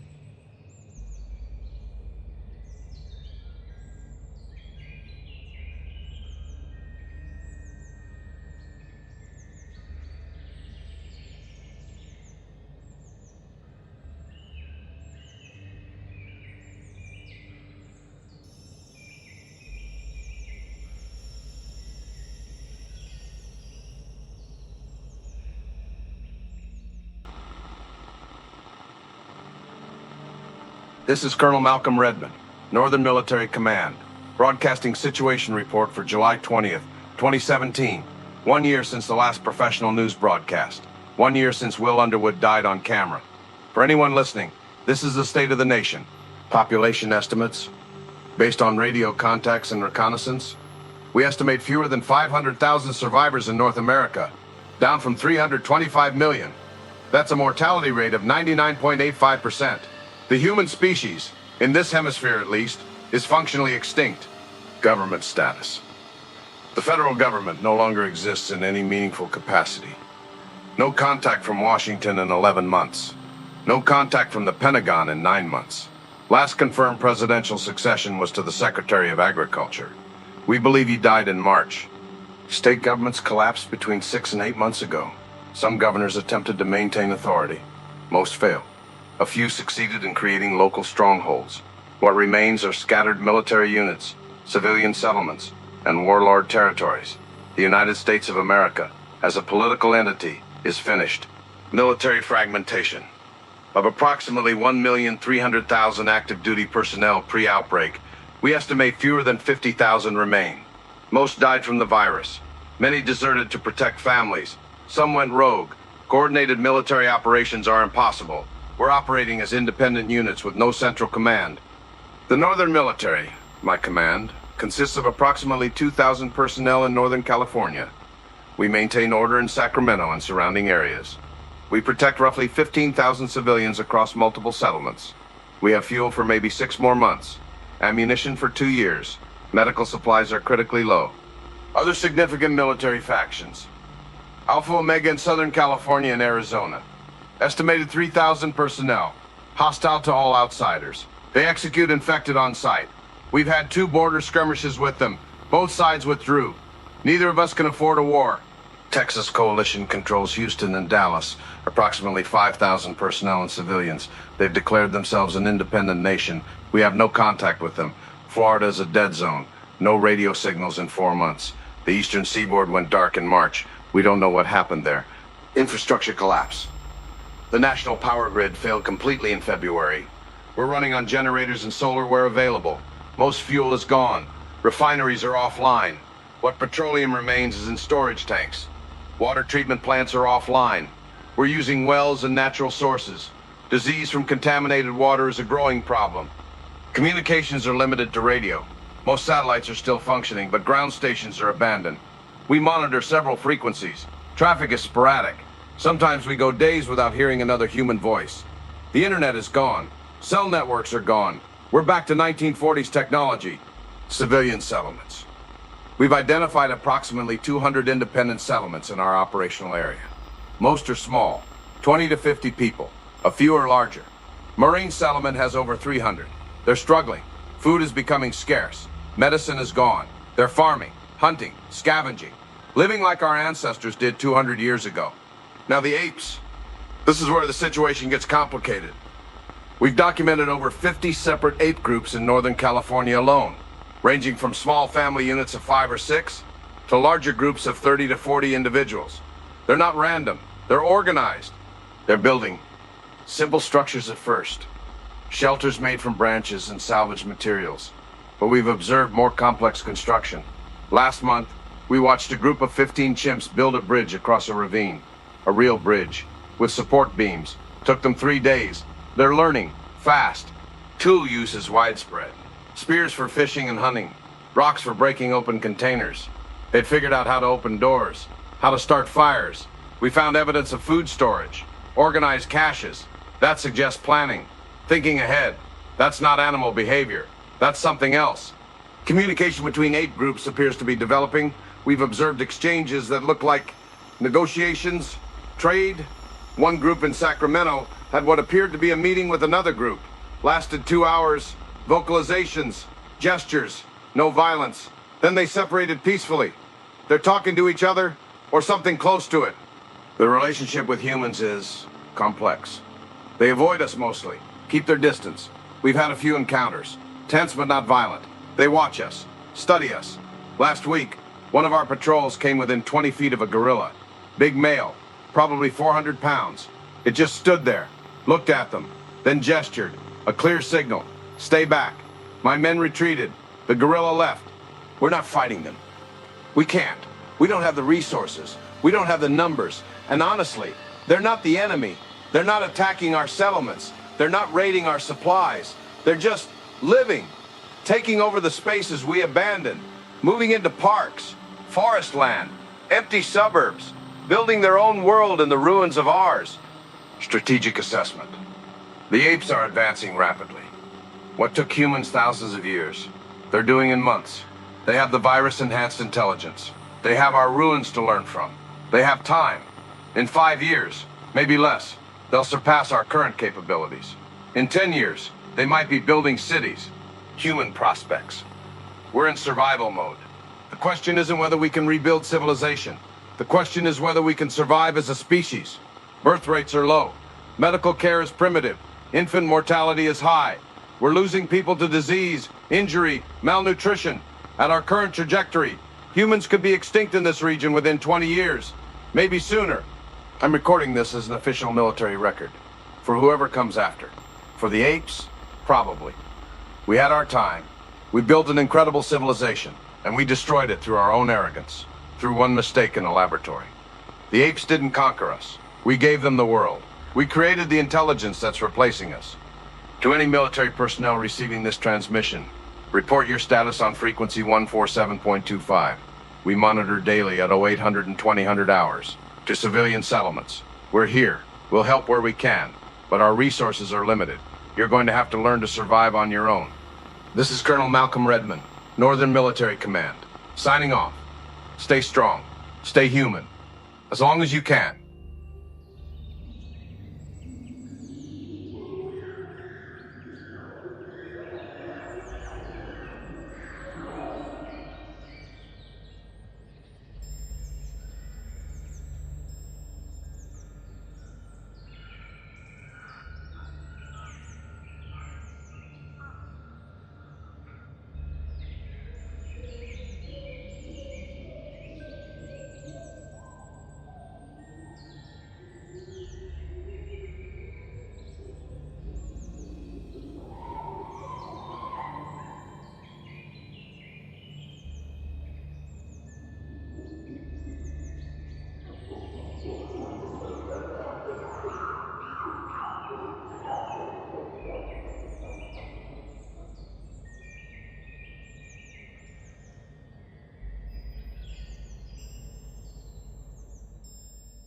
Icarus, Captain's Log. Mission Day 112. We have achieved stable orbit around Mars. The crew has been revived from hypersleep. Not all of us made it. Lieutenant Marianne Stewart's hibernation pod suffered a catastrophic seal failure during transit. The malfunction went undetected. By the time the emergency protocols triggered, she'd been exposed to vacuum for, we estimate, 6 to 8 weeks. There was nothing left to bury. We committed her remains to space 3 hours ago. Landon and Dodge are shaken, but operational. We have a job to do. We're going to do it. Communications with Earth have been offline for the past 37 days. We've attempted to raise Houston, ANSA Mission Control, and the Deep Space Network on all frequencies. No response, not even carrier wave. The GPS constellation isn't transmitting. The satellite relay network is silent. Either there's been a catastrophic systems failure across multiple redundant networks, or something has happened back home. I keep thinking about the medical briefings shortly after we launched. Those reports about the ALZ outbreak in San Francisco, the hemorrhagic fever cases spreading across the West Coast. ANSA assured us it was contained. They said it was under control. But I saw the projections, the infection models. If they were even half right, if containment failed. No, we don't have enough information to draw conclusions. We proceed with the mission. For the record, the official mission parameters were orbital surveys of Mars and deep space observation. That was the cover story for congressional appropriation. The real objective, classified above top secret, is Project Chronos. Dr. Otto Haslein's theories on space-time manipulation, the ability to fold space, to compress distance. Traditional propulsion gets you to Mars in months. But to reach the stars, decades, centuries. Chronos was designed to change that, to let us leap across the cosmos in days instead of lifetimes. The Icarus was built around the Chronos drive, experimental photon propulsion coupled with exotic matter field generators. Our NSA reverse engineered the core components from classified materials of unknown origin. We're not supposed to know where it came from. We're just supposed to make it work. Tomorrow at 0900 hours, we initiate the first test sequence. We'll generate a localized space-time distortion, a controlled fold. If it works, we jump 0.2 light years in approximately 6 seconds. If it doesn't, well, Haslein's models suggest the ship would be torn apart at the molecular level. Dodge asked me why we're still doing this. Stewart's dead. Earth is silent. Why risk our lives for an experiment when we should be heading home? I told him, because this might be the only thing that matters now. If something has happened to Earth, if humanity needs to reach the stars to survive, then we need this technology. And honestly, part of me doesn't want to know what we're going back to. Part of me wants to believe that when we fold space tomorrow, we'll emerge somewhere better, somewhere humanity hasn't poisoned yet. Pre-flight checks begin in 6 hours. Colonel George Taylor, Commanding Officer Icarus, signing off.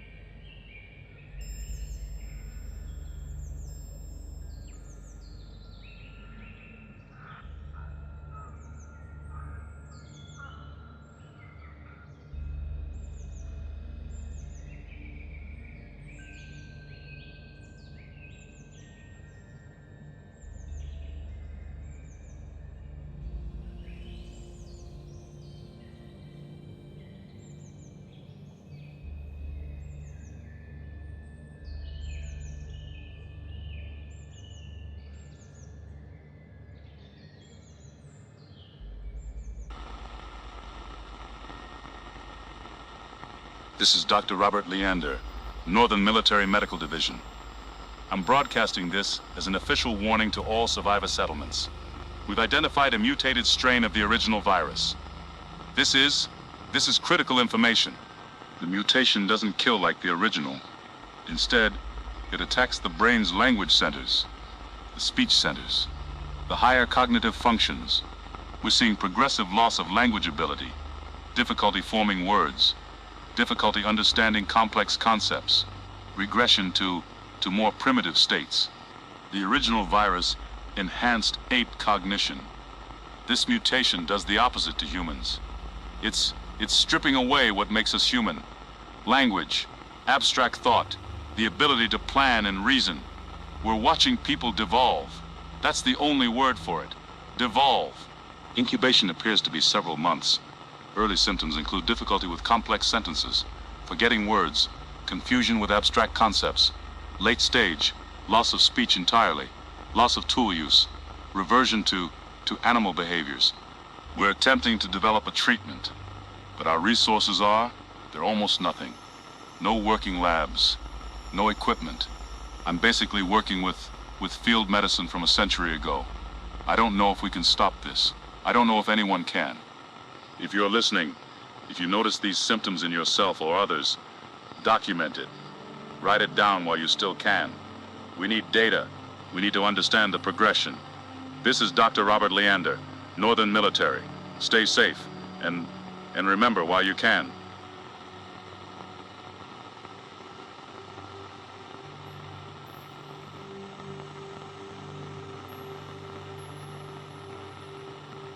This is Miranda Lauder. I escaped from Alpha Omega territory 3 days ago. I need to tell someone. I need to tell everyone what's happening there. They're executing people. Anyone who shows symptoms of the mutation. Anyone who struggles to speak. Anyone who seems confused. I watched them shoot a woman because she couldn't remember the word for water. She was trying to ask for water, and she kept saying the clear thing, the drinking thing, and they shot her right there in front of everyone. Raymond says they're maintaining purity, says the mutation is weakness leaving the species, says only the strong will inherit the earth. But it's not strength. It's murder. It's genocide. They're killing our own people. I got out because I still speak clearly, because I can still think. But for how long? What happens when I start forgetting words? When I can't remember how to say what I mean? When the mutation takes me too? To anyone in Alpha Omega territory, get out while you can. They'll turn on you eventually. No one is safe there. To the Northern Military, I'm heading your direction. I hope you'll take me in. I hope there's still some humanity left somewhere. This is the end, isn't it? Not the original virus. That we could survive if we were immune. But this takes away who we are. Leaves us as animals. As prey. We're not going out with a fight. We're just forgetting how to be human.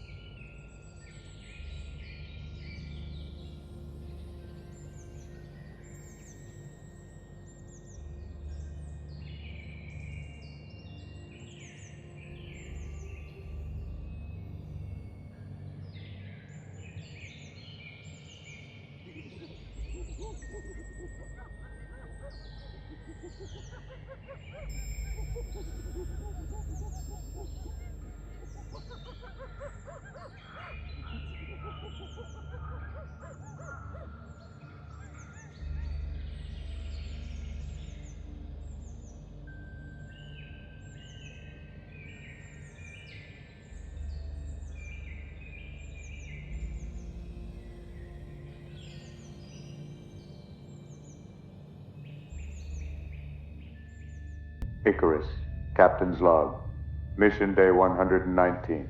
Supplemental entry. The Chronos drive tests have failed. We ran 4 separate test sequences over the past week. Test 1. The field generators achieved only 43% power. The space-time distortion never formed. Test 2. We reached 81%, but the exotic matter containment failed. The drive shut down automatically. Test 3 and 4. Catastrophic system failures. We're lucky the reactor didn't breach. Dodge thinks the drive was never going to work. That ANSA sent us out here with experimental technology they knew was unstable. Landon thinks we're not operating it correctly, that we're missing something in the protocols. I think Haslein's theories were brilliant, but theory and engineering are different animals. We can't continue the tests. The drive is damaged. Main power is at 62% and dropping. Life support is stable, but we're running on emergency batteries for secondary systems. With Stewart gone, we don't have the crew to repair the drive, even if we had the parts. Earth communications are still dead. 51 days of silence. We've broadcast on every frequency, emergency channels, military bands, commercial satellites. Nothing, not even static. It's like the entire planet went dark. And then there's the chronometer. Something's wrong with our time reference. The ship's internal clock shows we've been in space for 119 days, 4 months since launch. But when we cross-reference with stellar positioning, with the orbital mechanics of Mars and Earth, the numbers don't match. Landon ran the calculations 3 times. According to astronomical data, Earth should be in a different position. Months different, maybe years. We think the Chronos drive did something. Even though the fold never completed, even though we never jumped, the field distortion may have affected our local time stream. Haslein warned about this. Time dilation, temporal drift. For us, 4 months have passed. But for Earth, we don't know. Could be 6 months, could be 2 years, could be more. I keep thinking about those ALZ reports, the mortality projections if it went pandemic. 90% fatality rate within the first year. Infrastructure collapse. Government breakdown. If we've been gone for years instead of months, if that virus spread the way the models predicted, what are we going back to? I've made the decision. We're aborting the mission, effective immediately. We begin return trajectory to Earth. We'll use conventional propulsion. It'll take us approximately 7 months. We have enough supplies, barely. Dodge and Landon agree. We can't stay out here. We need to know what happened. We need to go home, even if there's no home left to go back to. Burn sequence begins in 12 hours. We'll enter hypersleep once we're on trajectory. Conserve resources. When we wake up, we'll be approaching Earth, and we'll find out if humanity survived without us. Colonel George Taylor, Commanding Officer Icarus, signing off. See you on Earth, God willing.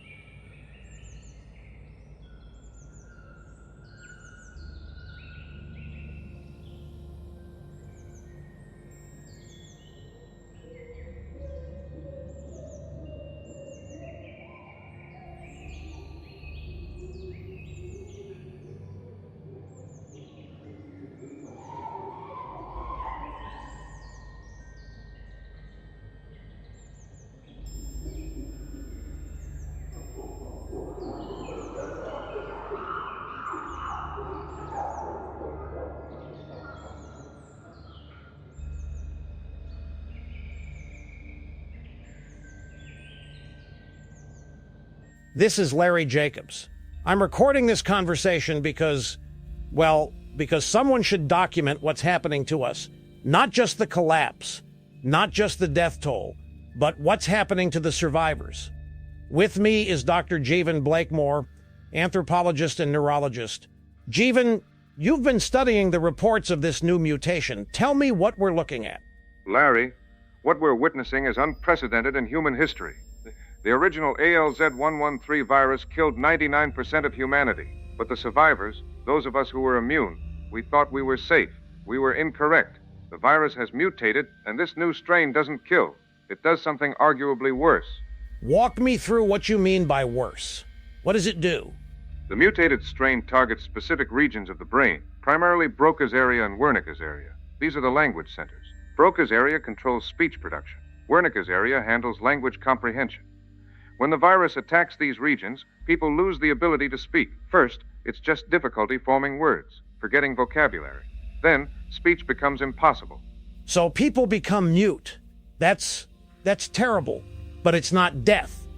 They can still think, right? They can still function. Initially, yes, but language isn't just communication, Larry. It's how we think. When you lose language, you lose the ability to form complex thoughts, abstract reasoning, planning for the future, understanding cause and effect in sophisticated ways. The virus doesn't stop at speech. It continues degrading cognitive function, higher reasoning, problem solving, memory formation. People regress. They lose the ability to use tools, to recognize faces, to understand their relationship to others. They become, and I hate this term, but it's accurate, they become feral. They revert to primitive instincts, hunt, eat, sleep, basic survival only. That's Jesus. How widespread is this mutation? We don't have good data, but based on reports from surviving settlements, I'd estimate 20 to 30% of survivors are showing symptoms. The incubation period appears to be several months, which means people who seem fine right now might already be infected, might already be losing themselves. Is there any treatment, any way to stop it? No. We don't have functioning labs. We don't have equipment. The infrastructure to develop treatments is gone. This is the end of medical science as we knew it. We're back to medieval conditions. Worse, actually, at least medieval people had accumulated knowledge. We're losing that too. Okay, so here's what's eating at me. The apes, they're getting smarter. The virus gave them enhanced cognition, enhanced language centers. And now humans, we're losing the exact same things the apes are gaining. That can't be coincidence. What's happening here?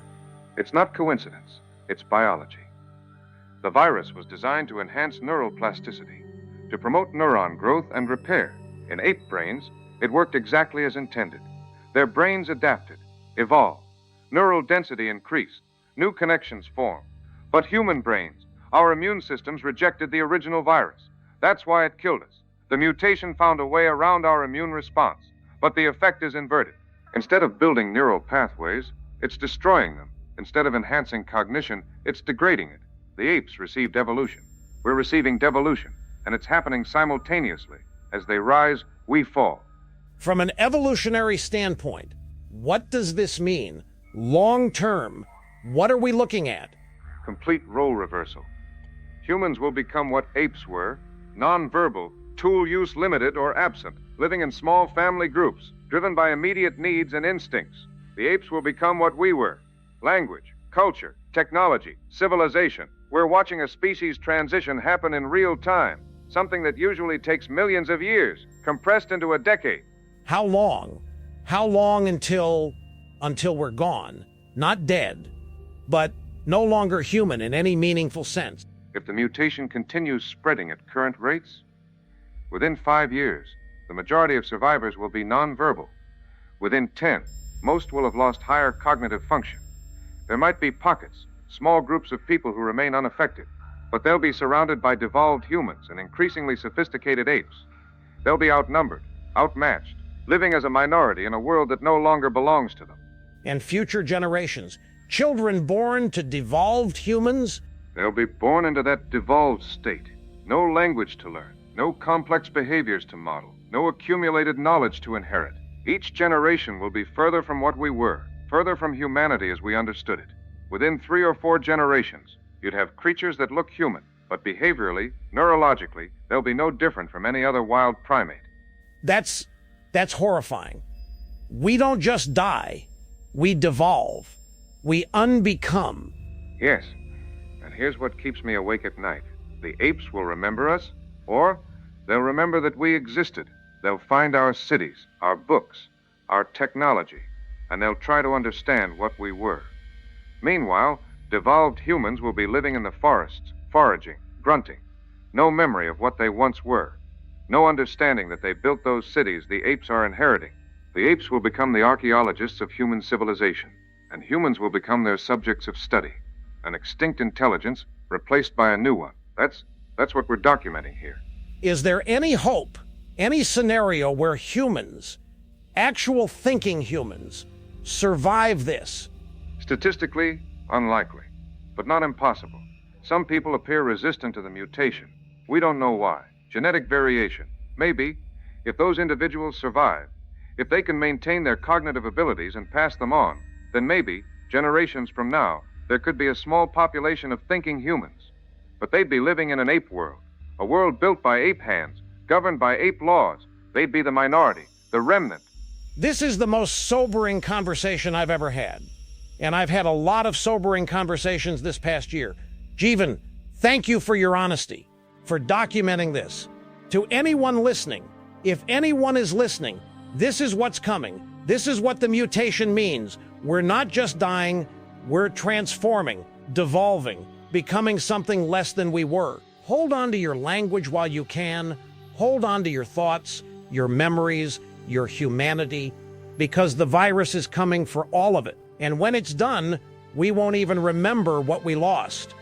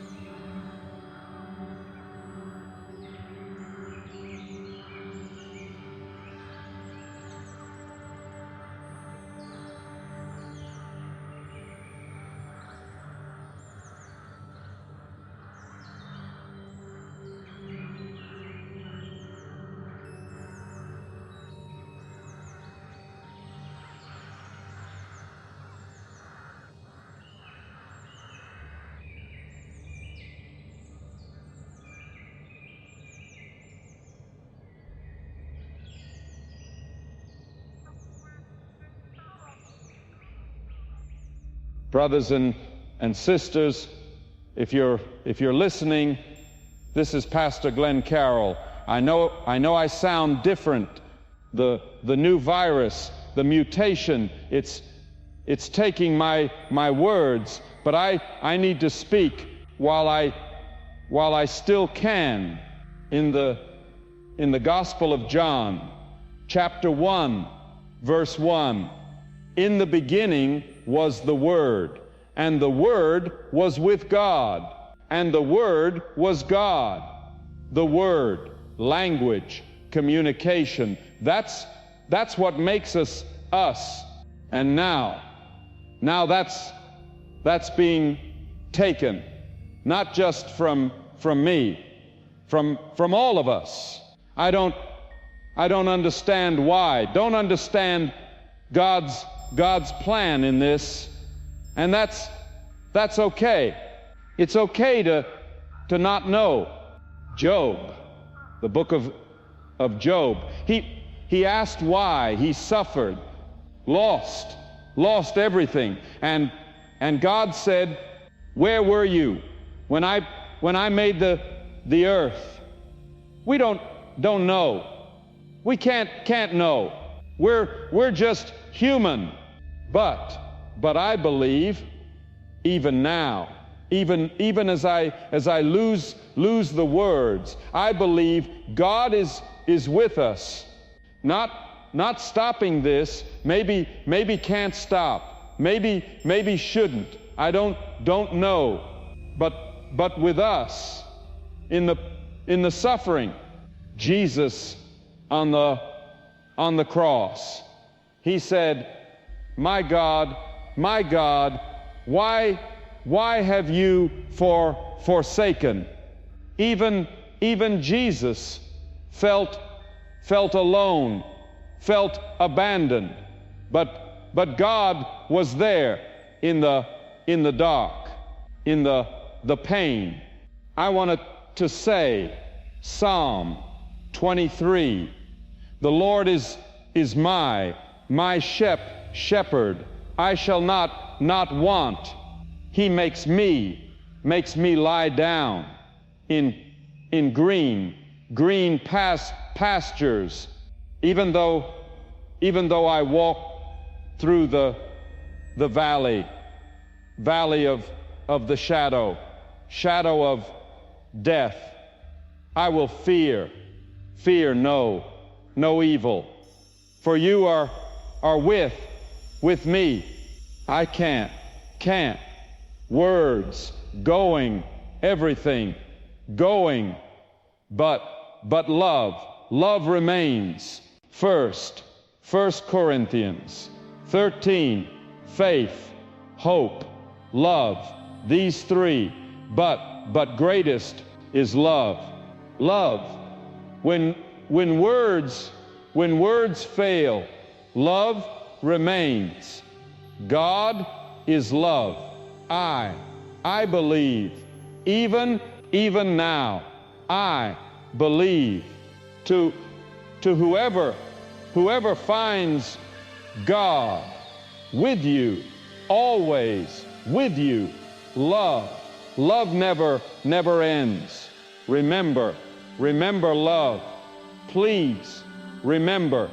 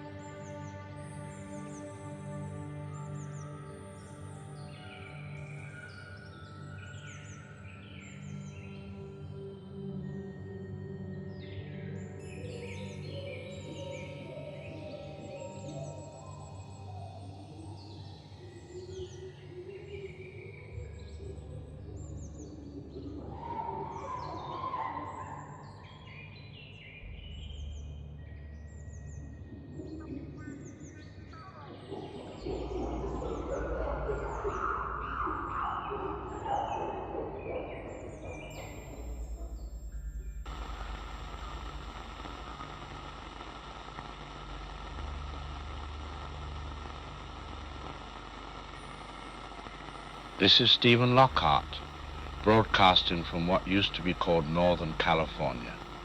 I don't know if anyone is listening. I don't know if anyone ever will. But I'm recording this anyway, for the record, for history, for whoever comes after. 5 years ago, the last professional news broadcast ended. Will Underwood died on camera. That was the moment, I think, when we all knew, when we understood this was really the end. 5 years. It feels like a lifetime. It feels like yesterday. I'm looking at an ape village right now. They have houses, real houses with walls and roofs. They're farming. They have children playing in the streets. I watched them hold a funeral yesterday. They mourned. They wept. They buried their dead with ceremony. Most of the humans left can't speak anymore.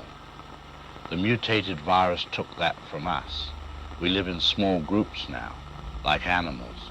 We use simple tools. We hunt and gather. We've forgotten almost everything we knew. The few of us who can still speak, still think clearly, we're anomalies. Holdouts from a world that doesn't exist anymore.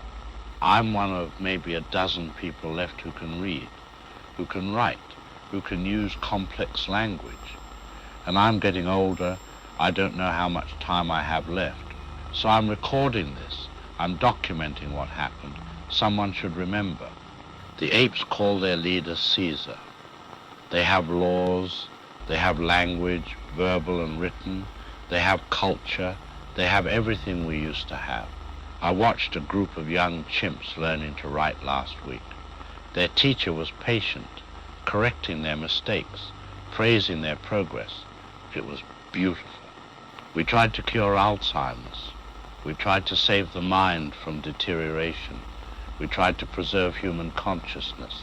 Instead, we ended human civilization, and we created something new, something that might be better. I don't know if that makes it better or worse. We destroyed ourselves. But we created minds that could replace us. Consciousness didn't die out. It just moved. I'm going to keep broadcasting as long as I can. Someone should remember what happened. Someone should know that we were here, that we built things, that we mattered. Maybe an ape will find these recordings someday and wonder about the species that came before. To the apes who inherit this world, we're sorry. We didn't mean to leave you this burden. The polluted oceans, the poisoned air, the nuclear waste that will outlast all of us. We were reckless. We were arrogant. We thought we had time to fix our mistakes. We were incorrect. Learn from our mistakes. Be better stewards than we were. Don't let your intelligence become arrogance. Don't let your power become tyranny. Don't forget that you're part of nature, not above it. Respect the world that gave you life. It's the only one you have. To any humans still out there who can understand this. Remember what we were. Remember language. Remember science. Remember art. Remember music. Remember love. Pass these things on if you can, even if it's just stories told around a fire, even if the words get simpler with each generation. Remember, this is the last chronicle of humanity. We had our time, 10,000 years of civilization. We discovered fire. We invented the wheel. We built pyramids and cathedrals. We wrote symphonies and poems. We split the atom. We walked on the moon. We did remarkable things. And we did terrible things too. We enslaved each other. We waged wars. We destroyed ecosystems. We created weapons that could end all life. And ultimately, we created a virus that ended us. We were capable of such beauty and such horror, sometimes both at once. This is their world now. The apes, the next intelligent species, the next experiment in consciousness. I hope they do better than we did. I hope they learn compassion earlier than we did. I hope they understand sooner that all life is connected, that what hurts one hurts all. I'm watching the sunset right now. It's beautiful. The sky is orange and purple and red, the same colors it's always been, the same sunset humans have watched for hundreds of thousands of years. And tomorrow, the apes will watch it, and they'll wonder at its beauty, and they'll be connected to every human who ever watched a sunset and felt that wonder. That's what I want to leave you with. Not fear, not regret, but wonder. The universe is vast and strange and beautiful. You are a part of it, a tiny, precious, impossible part of it. You are conscious matter contemplating itself. You are stardust that learned to think. Don't waste that gift. This is Stephen Lockhart, broadcasting from the ruins of human civilization. We were here, we lived, we loved, we created, we destroyed. We learned, we failed, we tried, we were human, and that meant something. May they do better than we did. May they remember us kindly, or at least, may they remember us at all.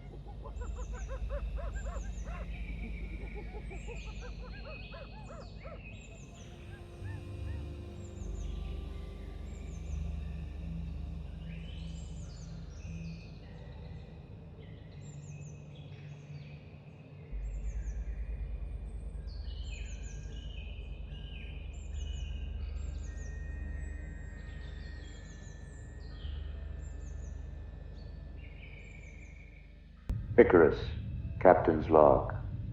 Final entry. We've landed on Earth.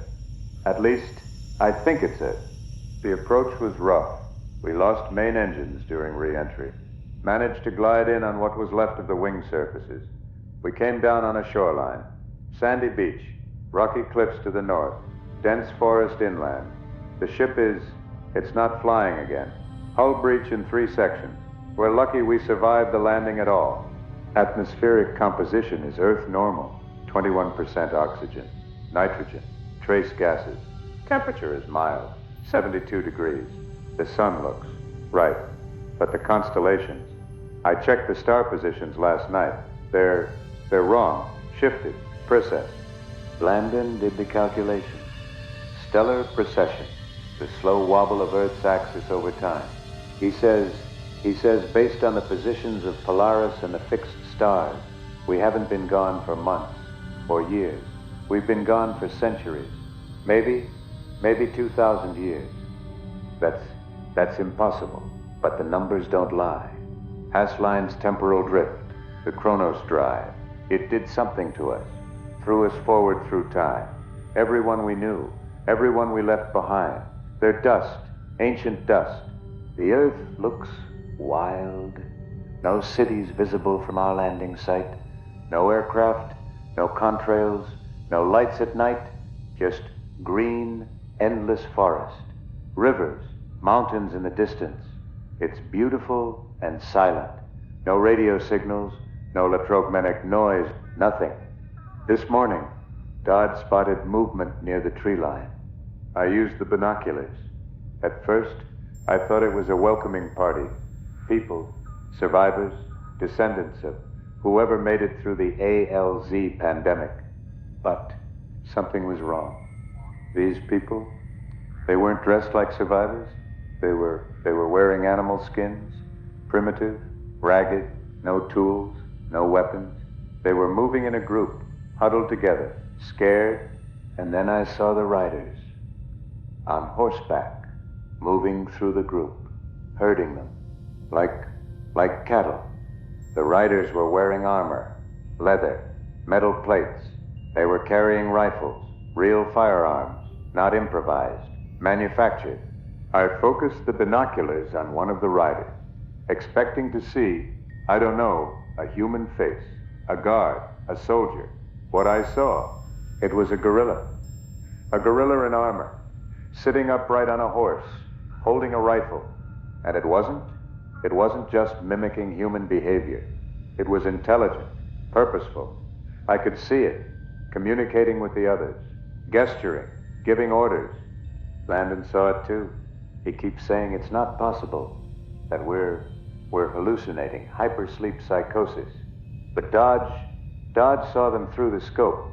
He counted 15 riders, all gorillas, all armed, all organized. Then we heard the horns, low, brassy, echoing across the water. Hunting horns, and the humans, those primitive humans, they started running, panicking, fleeing into the forest. And the riders, the gorillas, they gave chase. I heard one of them. A roar, guttural, powerful, but shaped, almost like language. And then gunfire, distant, controlled bursts. They weren't shooting to kill. They were driving them, corralling them. We came back to a world where apes hunt men, where humans are prey, animals. The ALZ virus. It didn't just kill humanity. It elevated them, the apes. And we devolved. This is Earth, 2,000 years after we left. And it belongs to them now. The horns are getting closer. They're coming this way. We need to move inland, find shelter, figure out what we're going to do, how we're going to survive in a world that isn't ours anymore. Colonel George Taylor, Icarus, Earth, year unknown, signing off.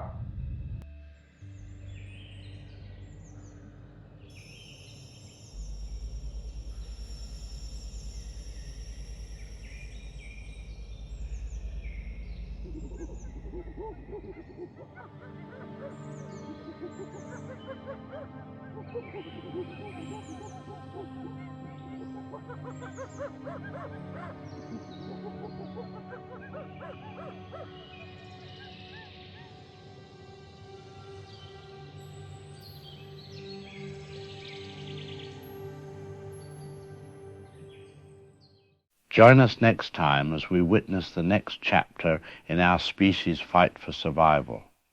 The end times are far from over. Until then, here is a preview of our next broadcast. Dr. Chapman, thank you for coming on. I'm not going to pretend this is a normal episode. I watched the news tonight. I heard Dr. Dreyer say 2 million years. Help me understand what we're looking at. The Carnian pluvial episode was a fundamental reorganization of Earth's climate system. What Dr. Dreyer described tonight is accurate, but I want to walk through the mechanism so people understand why this is so difficult to reverse. The Rangelia Large Igneous Province is releasing massive amounts of greenhouse gases into the ocean and atmosphere. Carbon dioxide, sulfur dioxide, methane from warming seafloor deposits. This heats the lower atmosphere and the ocean surface. Warmer air holds more moisture. Warmer oceans evaporate faster. So more evaporation means more rain. More than that, the rain creates cloud cover, persistent cloud cover, and once that cloud cover becomes thick enough, continuous enough, it triggers something we call the white sky effect. I've never heard that term. It's not widely known outside paleoclimatology. Here's what happens. Dense cloud cover blocks solar radiation from reaching the surface. This means sunlight can't heat the ground and interrupt the evaporation cycle. But the lower atmosphere is still hot from volcanic emissions. The ocean is still warm, so evaporation continues. The system becomes self-sustaining. Rain produces clouds. Clouds block sun. No sun means no natural interruption to the water cycle. More evaporation, more rain, more clouds. It feeds itself. And once that starts, how do you stop it?